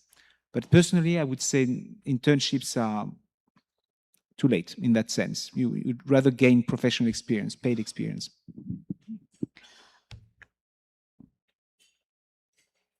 Okay, we'll come back to the first floor. If you already gave your question, please give another opportunity to others. Okay, we will start from the back side, the lady on the white shirt.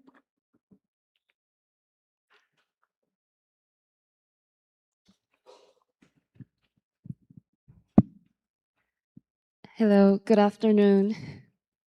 I'm Wonju Ha, a master's degree student in mathematics education in Seoul National University. Thank you for your kind and insightful presentation, and thank you for giving me the opportunity to ask a question. I happened to read the OECD's AICFT document recently and found it very interesting. I know that both OECD and UNESCO play key roles in setting global education standards. Beyond that, I'd like to know more about the practical, day-to-day responsibilities of working in both organizations. Especially, I'm interested in observing and reporting on the education fields worldwide.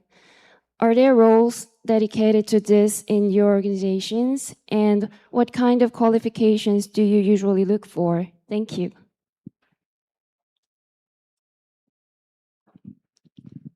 Thank you very much for that question. So I think you said you were doing a maths degree. Did I hear that right? Yeah. So in the OECD, the two, I would say, main roles that we hire for are policy analysts and statisticians. So certainly your field would be of great interest. In terms of what you would do if you were to join, our statisticians are working a lot with data. So we very much work on the principle of evidence-based, and we gather a lot of data, which I'm sure you saw in your readings and research, and that would be part of it. And then the other side is policy analysts, who will be working with generally member countries in looking at policies and documentation. So there'll be a lot of drafting, but from just briefly from what you said, I think the statistician route may be an interesting one for you. Thank you, and thank you very much for your interest in our organization. We actually one of the rarest organization which works directly with mathematics, and we have recently opened International Institute for STEM in Shanghai. And it has been just inaugurated, and definitely they will look for recruiting young people across the world. So please look at also at our website and at their website. We do also have UNESCO Institute for Statistics. So if you are passionate about data, it's also a great place to work. And they also have several positions and sports, in particular in Bangkok, Beirut, and Dakar. So that's specific institutes that work in these areas. We do also have programs in the education sector and also in the sciences sector related to basic education or STEM in the sciences sector. In terms of specific roles, it's for a junior early career people, junior career. It's very similar in OECD. It's analysts, statisticians, policy research. We do also program specialists, what we call program specialists, and it's all work around research, analysis, reporting, program management, project management, and etc. Thank you. We'll get another question. Wow, there's a lot. Let's start from the side. Maybe the two ladies on the front. Hi, my name is Kaya, and thank you so much for the presentation. It really helped. I just graduated from UCLA with a degree in education, and my passion is making education equitable and accessible globally. Here is my honest challenge though. Most roles I'm drawn to they require a master's degree and many internships, including UNESCO's. It says they're unpaid as well. So for a recent graduate who can't afford to work for free, what realistic path would you recommend? Is it better to gain paid experience elsewhere first, gain a master's degree to continue pursuing my passion, or is there like an entry route I'm overlooking? And I briefly heard from Jessica that there is an opportunity for young associates, and just a quick question for that too. Do you have to be enrolled in undergraduate to apply for it?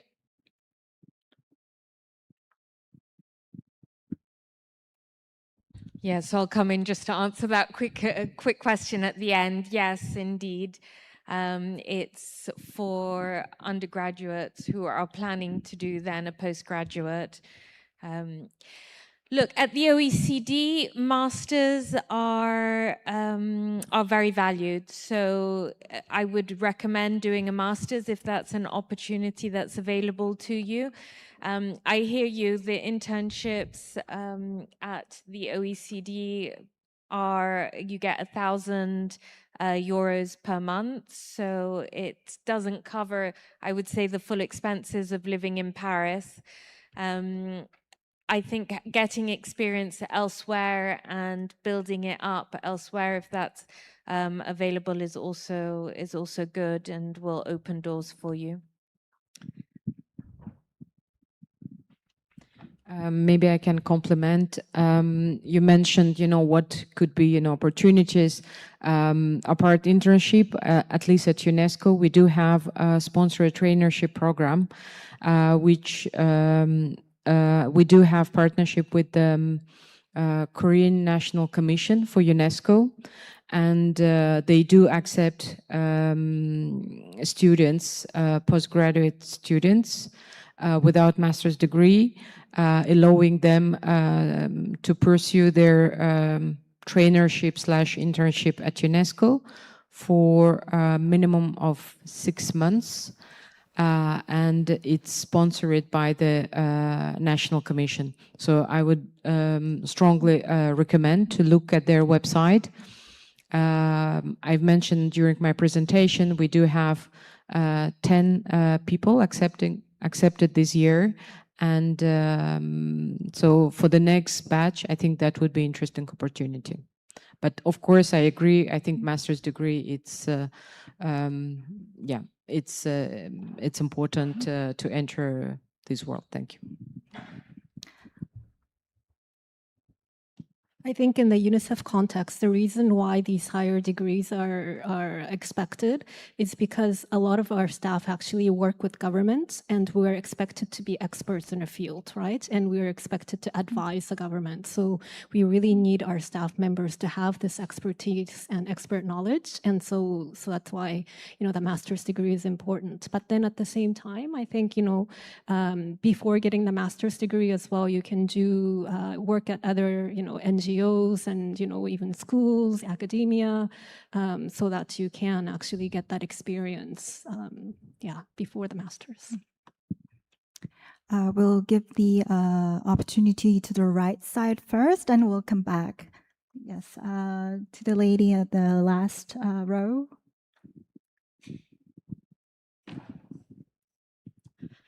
Hi, thank you so much for your insightful presentation today. My name is Xian Li, and I have some experience working as a Security Council advisor in New York for Korea's term as a non-permanent member in Security Council for the last 2 years, and also some time in UN Trade and Development, and also in New York as well. I have a general question for all of you. I've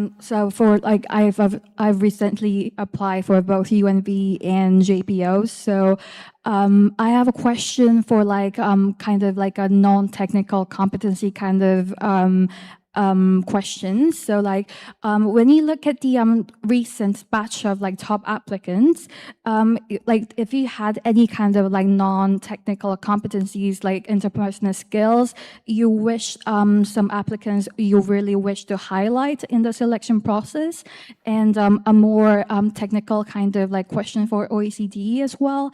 So I have a degree in political science from Bocconi for my bachelor's degree, and a master's degree in development of Sussex, but I've been more leaning towards more economic analyst roles in OECD. So I was wondering if I should go for more another additional economics master's degree, or perhaps a PhD degree in economics or econometrics. Thank you very much. Maybe we can start with the first question, the general one.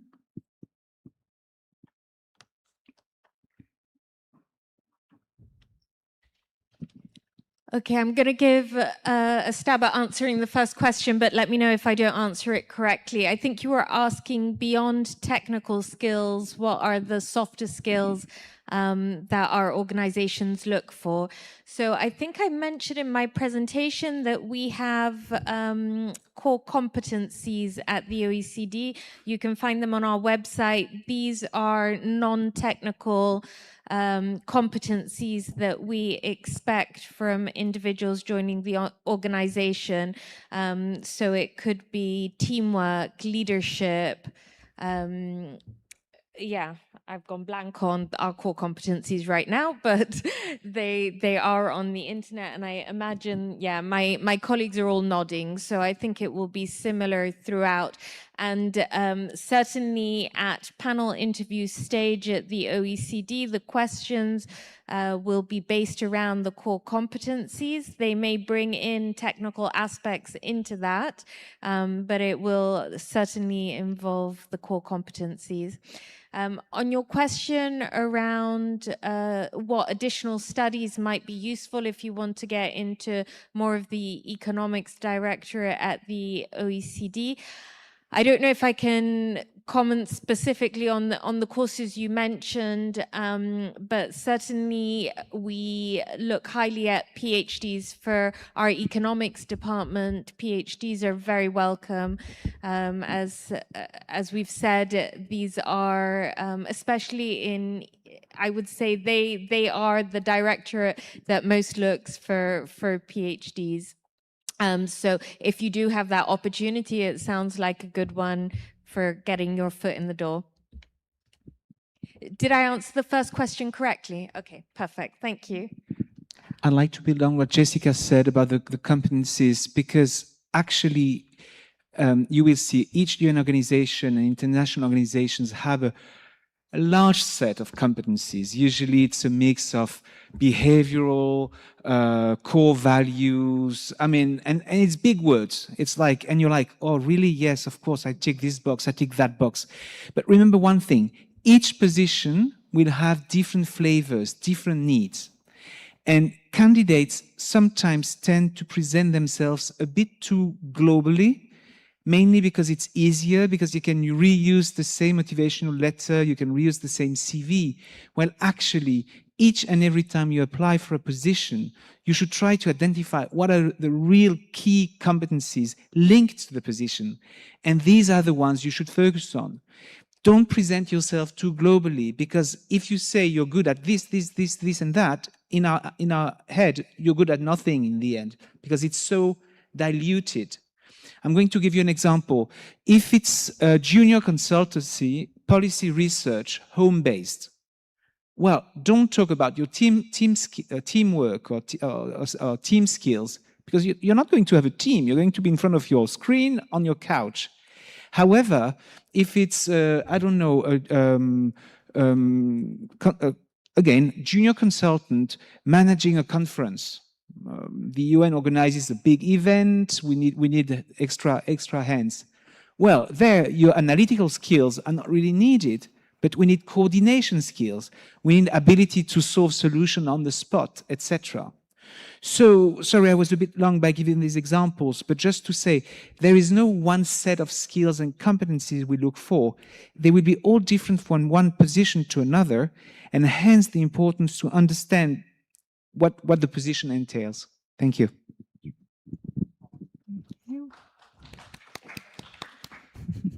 We'll receive another question. Okay, we'll go back to the left side, maybe the gentleman in the front, and then to the lady with the white shirt.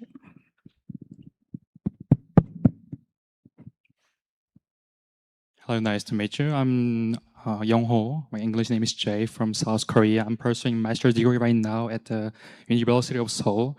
I have a question to Ms. Mason. Fortunately, I'm working with ADB and World Bank Group right now. And by working with them, something came up to my mind. There's so many types of international organizations like MDBs or like UN, something like that. What is the most distinctive, the lure of the OECD actually? So that's what I want to say. My colleagues like your question a lot. It's a very good question. So I'm going to answer it in two ways. One is, I guess, what OECD stands for, which is better policies for better lives. And we use evidence-based research and data to provide information to our member countries and our partners to support the building of those policies. So I think as a principle that's what sets us apart in the quality of what we're building. But I also wanted to say something else, because the OECD, as I mentioned, has 98% of its staff members based in Paris across 2 different offices. So from an organization that you are joining as a staff member, I think it's quite unique because we employ people from our 38 member countries and more broadly in some instances, and they are all located in this one place working together physically. We're in the office 3 days a week. So it's a wonderful community, and I think it's quite unique and special for that reason.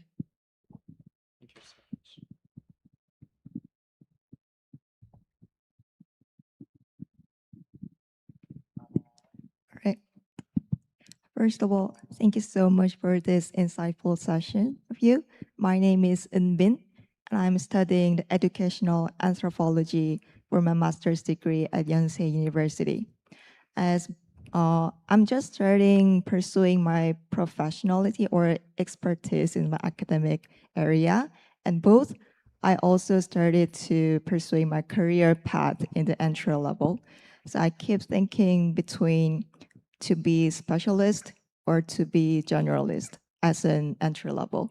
So because if I'm starting to focus on my interest in education, especially I'm interested in global citizenship education and intercultural education, I'm thinking of if I focus too much on education, then it would be narrowed myself, and I tried to expose myself to other fields of studies, such as more public policy or something. But as at the international organization, which is both interdisciplinary and addressing wider scope, and each organization has your own specialty. So if you see some candidates who are more inclined to specialist or more inclined to generalist, which would be more powerful, or if you have any advice as an entry level, I'm more than happy to hear that. Thank you.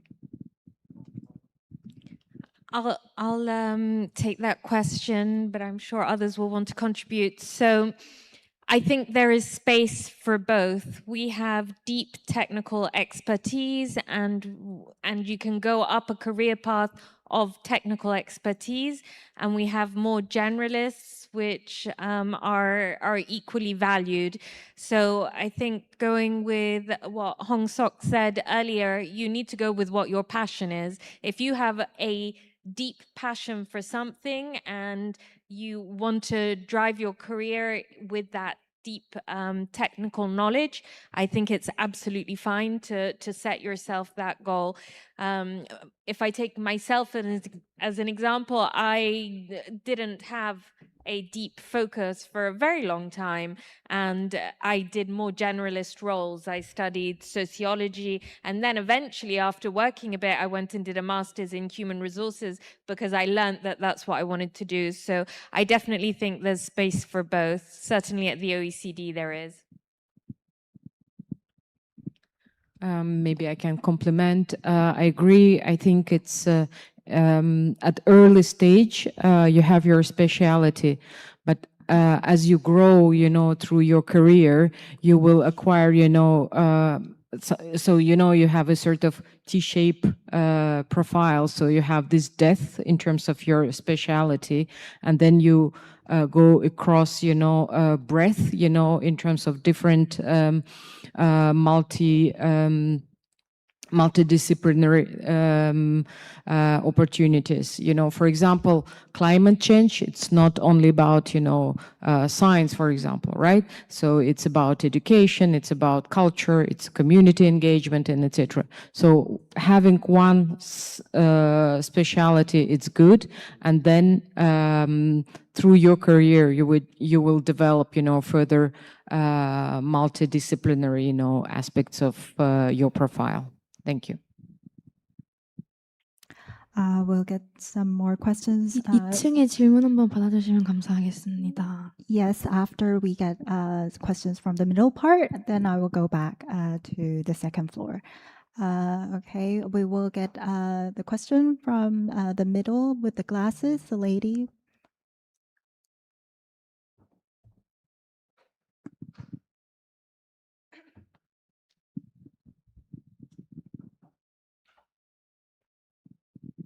First of all, thank you so much for the impressive presentation today. I was so grateful. And my name is Han-young, and I'm a junior major in English language and literature. And I'm currently pursuing a teacher certification alongside my major with hands-on teaching experience for refugee children.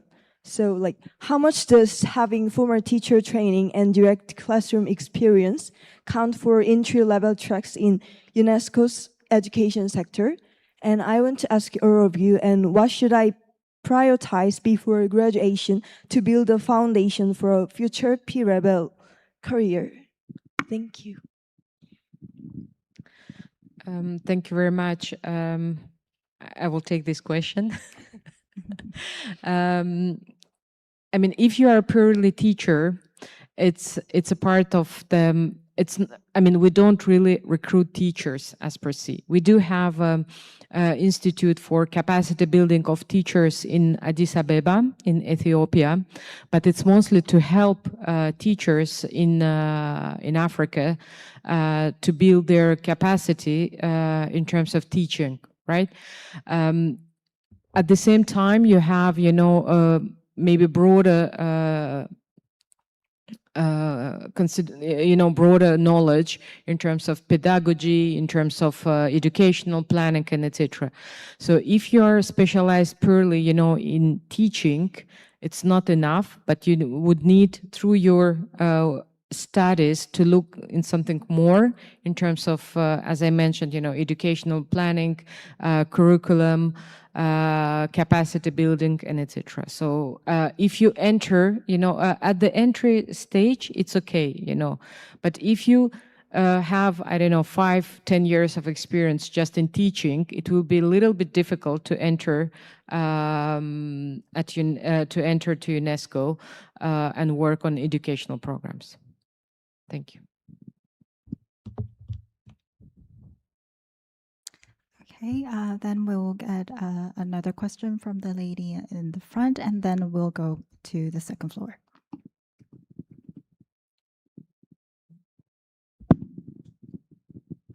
First of all, thank you for this opportunity.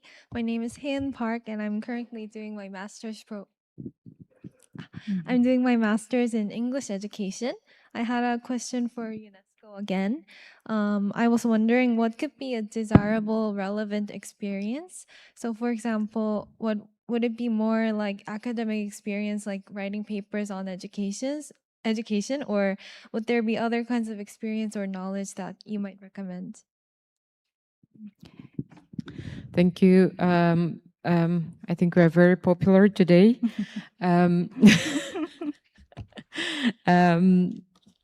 And I can understand education, it's the basics, for everything we talk about today, it's really the basics, to maintain peace in this world. And thank you very much for your question. In terms of relevant experience, you really need to look at what is the role is required, right? If it's a policy analysis, policy development, research, and etc. So it's something related to this specific part. It's really what and how you have done something. If you've done, internship in teaching, maybe it's not relevant to specific areas, right? But you need to go through the vacancies or through the job descriptions or terms of references and to look what is required, what are the responsibilities, what are the duties related to this position, and then to see, how your experience can be translated through what is required for specific positions. Thank you. Okay, we would like to give another opportunity for other organizations apart from UNESCO. Just to give more, yes, ideas. Yes. Any questions? Maybe here on the front, gentleman on the front, and then the lady. Thank you for the insightful presentation. My name is Im Bong, major in international studies in Gyeonggi University. And I'm particularly interested in gender equality and social inclusion. As climate-related work is becoming increasingly important in the development sector, I would like to ask what kinds of skills or experiences UNDP looks for in candidates who aim to connect climate issues with social inclusion and education-based capacity building. Very easy question and answer, isn't it? No, just kidding. It's an excellent question because you're highlighting the fact that actually there is not one problem and there is not one solution. It's a combination of these different elements. Now, I'm not an expert on this topic, so I can't answer precisely, but usually what happens is when UNDP and so many other agencies work with governments, so it starts with a dialogue with the host government where the activity is taking place, where you identify some of the issues that could be tackled, and then you identify, okay, what are the underlying reasons for the issue in question, etc. That leads to developing a project or a program which will have different components plugged in the conversation. Now, depending on how large that activity would be, you will have different project officers or specialists bringing their own expertise to the table. If it's a smaller type of project, we would rather have someone who's actually able on their own to mix all these topics together. So in other words, there is not one single profile we would be looking for. Now, going back to the discussion on specialization versus generalization, and also what my colleague Aina said, usually someone is expert on one topic, but then if you're being exposed to some other areas of work or situations where you had to adapt that topic, then you can build your offer as a candidate around it. So at the end of the day, my answer would be try to identify one area where you're really specializing, because what you've been describing is maybe a bit broad, but to the extent possible, try to apply whatever specialization you have in different contexts, covering, in this case, what you've been describing. Like that, when there is a job opportunity, you can play with different cards, you can tackle it from different angles, I would say. But I doubt someone would bring everything you've been describing in one go, maybe after many, many years of experience, but not at an early stage of one's career. Thank you.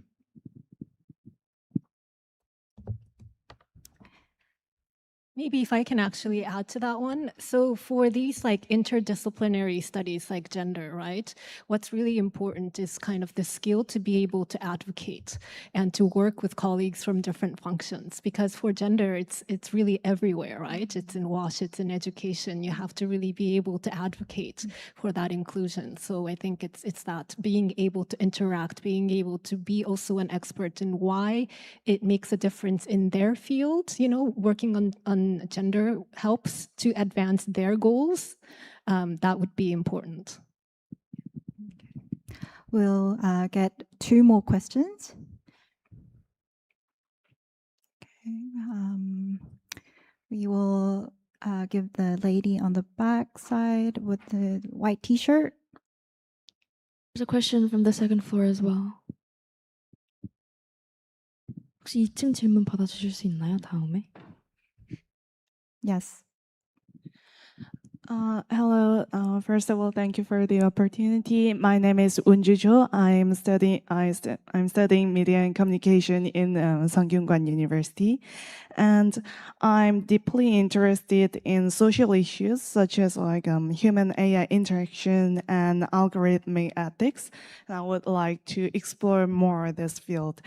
And I would like to ask what specific roles professionals with a background in AI ethics and digital social issues can play in contributing to UN organizations like UNESCO or other organizations' core values.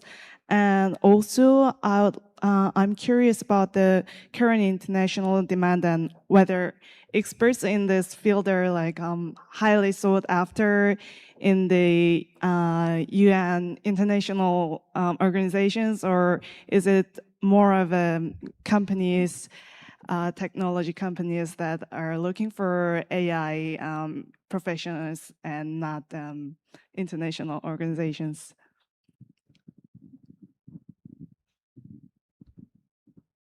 Thank you very much for your question. I think UNESCO, it's one of the, I don't know what about other organizations, but we do work with the issues related to artificial intelligence very closely. In 2021, we issued recommendations of the ethics application of artificial intelligence developed by our social and human sciences sector. We do a big program related to ethics in artificial intelligence and technology. That started from this sector, but now it has been spread across all other sectors, including communication and information sector. They do have programs related to the application of artificial intelligence.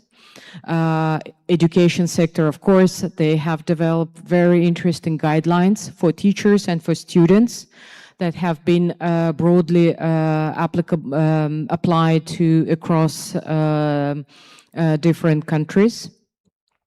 But we also, our culture sector is very much involved in the work of application of artificial intelligence in the culture sector.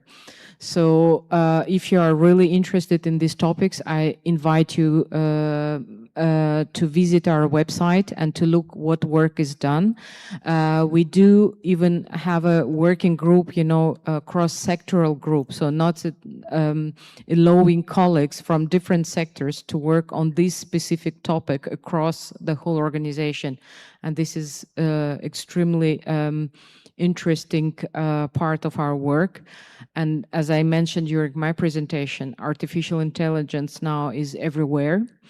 And this is, how we try to be on the front line and to push this agenda through our different programs. But please look at our website. They do extremely interesting work, in particular in the field of communication and information. Thank you. Thank you, Aina. We will get one question from the second floor, and we still have a couple of time left, so we will get one or two more questions from the first floor again. Hello, I'm Xian Li from Yuho University. Thank you for this meaningful conversation. I study fashion, and I'm double majoring in international studies right now. And today's conversation was 100% worth waking up early to catch the train to come to Seoul. I want to preface by saying that I'm still an undergraduate and still a little bit confused about my career. I've always wanted to work at an international organization since I was a kid. However, I was really into environmental studies. However, I found a new interest in fashion and started to learn that in university.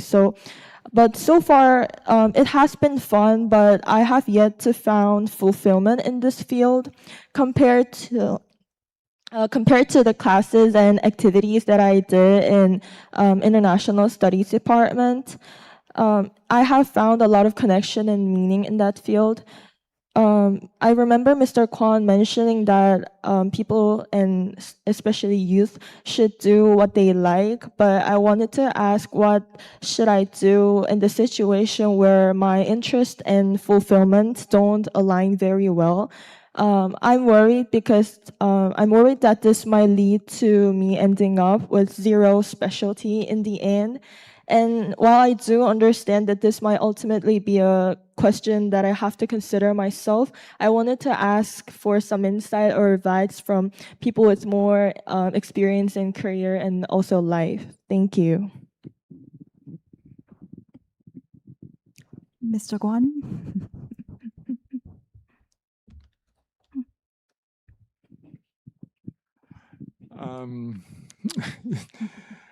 It's a very complicated question, I think. I'm still trying to find my fulfillment through over 31 years of experience in the UN. I think I don't want to be too philosophical, but finding fulfillment is, I think it's a process, right? And it may take your whole life.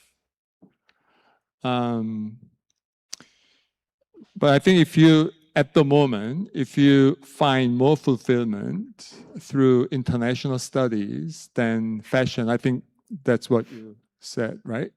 Then maybe you should consider pursuing international studies, or focusing more your efforts on international studies and see where it leads to.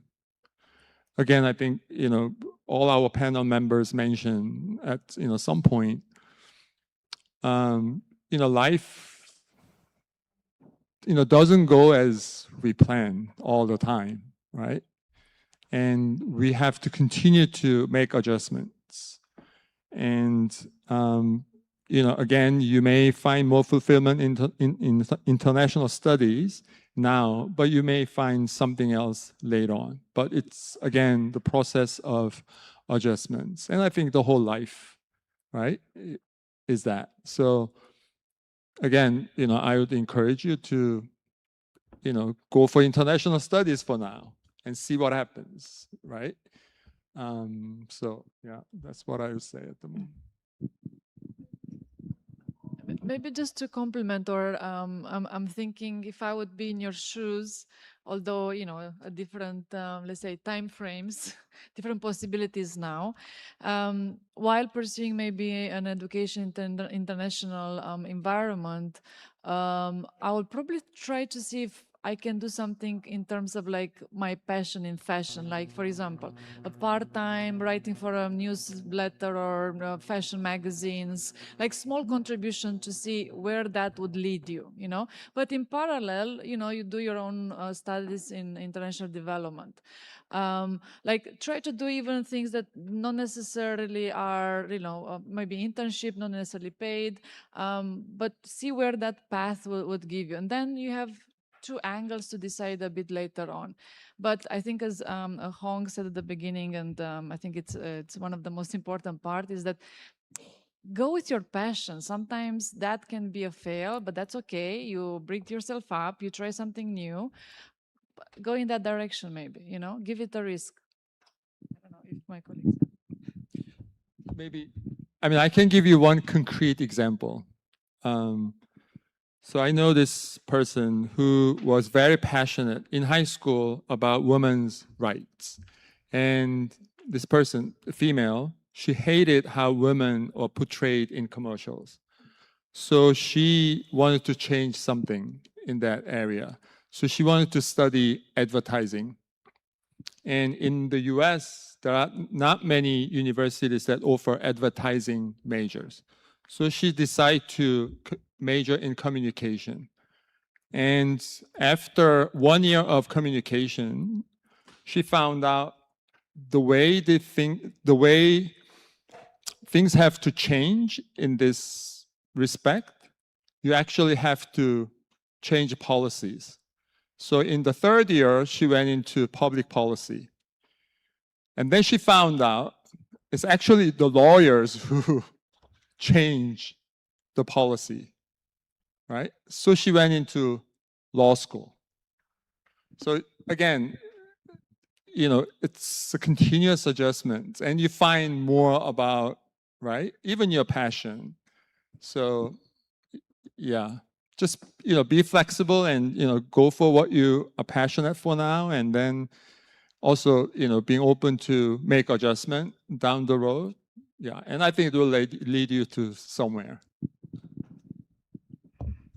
Thank you, Mr. Kwon. We will get the last question for the with the lady with the T-shirt. Yes.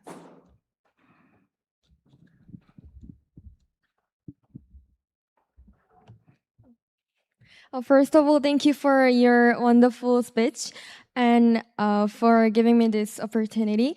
Hello, my name is Tavin, and I'm studying French in Daewon Foreign Language High School.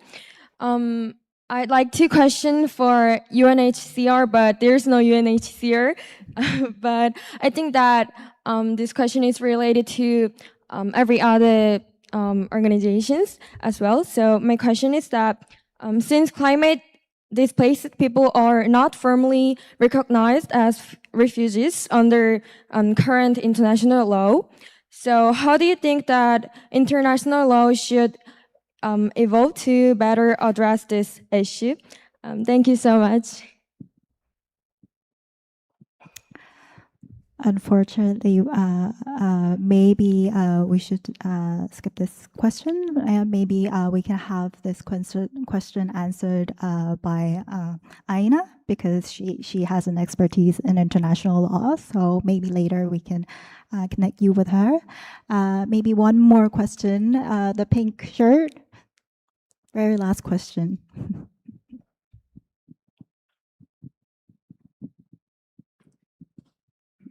Hello, thank you all for being here. I have a question for the IAEA. I'm currently a master's student in chemistry, expecting to graduate this coming winter. You mentioned that IAEA has laboratories in Vienna and elsewhere. So could you share what kinds of experiments are typically conducted there? And I have also one more question. I'm currently considering whether to pursue a PhD, but my ultimate goal is to work at an international organization. From what I've seen, most positions at international organizations don't seem to require a PhD as a strict prerequisite. So I'm wondering how much specialized PhD level scientific knowledge is actually expected.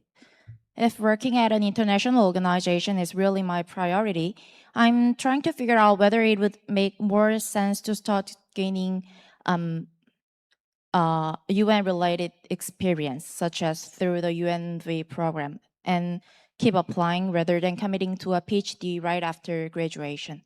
Thank you. Thank you so much for your question. Maybe I'll start a bit about DIE, because your educational background and your interest is in laboratory analysis. In the laboratories that we have both in, let's say, in Sabersdorf and Vienna, we focus on mainly on laboratory analysis to do with agriculture, like the grown up banana leaves, or the insects, yeah, the pest insect laboratory. In Monaco, our laboratories have sampling on the marine environment. I wouldn't be able to give you in so many details type of sampling, but I think if you are willing to check our website for more information into the various sampling we do, but also we do a couple of webinars on the technical expertise or technical sampling that some of the labs are doing, I will encourage you to do that. From IAEA side, when we look for specialists, especially in the technical field, whether it's radiotherapy, chemistry, chemists, dosimetrists, and so forth, I think it's very important to have a PhD, but a bit later on in the career. I think what is important maybe in the first, let's say in the first few years, I'm thinking about like junior or mid-career level, it's very important to gain that experience working. And then you can pursue a PhD while working, because I think it will broaden your knowledge, you will be able maybe through the PhD to actually apply what you're actually learning in your job, and then pursue this PhD. Of course, as you go and you are progressing in your career towards technical area, then PhD is quite essential. Yeah, but I would recommend maybe in the first few years work on and then study towards PhD. Maybe I can just add, that would not necessarily be your profile, but just to say, in many organizations would not really need candidates with a PhD. We would rather have candidates with practical experience. Now, there are some entities which are more normative oriented, and we have, even at UNDP, which is very practical, we also have some positions which are more normative oriented, the ones making sure that we keep on track on the latest trend on the topic, or that we develop our policies or our strategies according to, yes, the latest development on the subject. So even in agencies like UNDP and other more practical agencies where PhD would not be needed, it can be a good opportunity as a niche skill in a way. However, the time it takes to write a PhD, meanwhile, you have candidates who work in various contexts. And for most positions, these candidates will have a profile which is more adequate to an agency like UNDP. So for me, if you want to write a PhD, it's because you're interested in research. And it could be that that research work leads you to working with the UN or another international organization. But if the goal is to work in an IO, I would rather focus on the gaining work experience, really, and maybe doing a PhD on the side. Absolutely. Thank you. Thank you, Jean-Luc. Before we conclude, please give once again our speakers a warm round of applause for all these practical answers and coming all the way to Korea. Yes, thank you for your valuable insights. And thank you once again for your active participation, and we wish you a pleasant evening.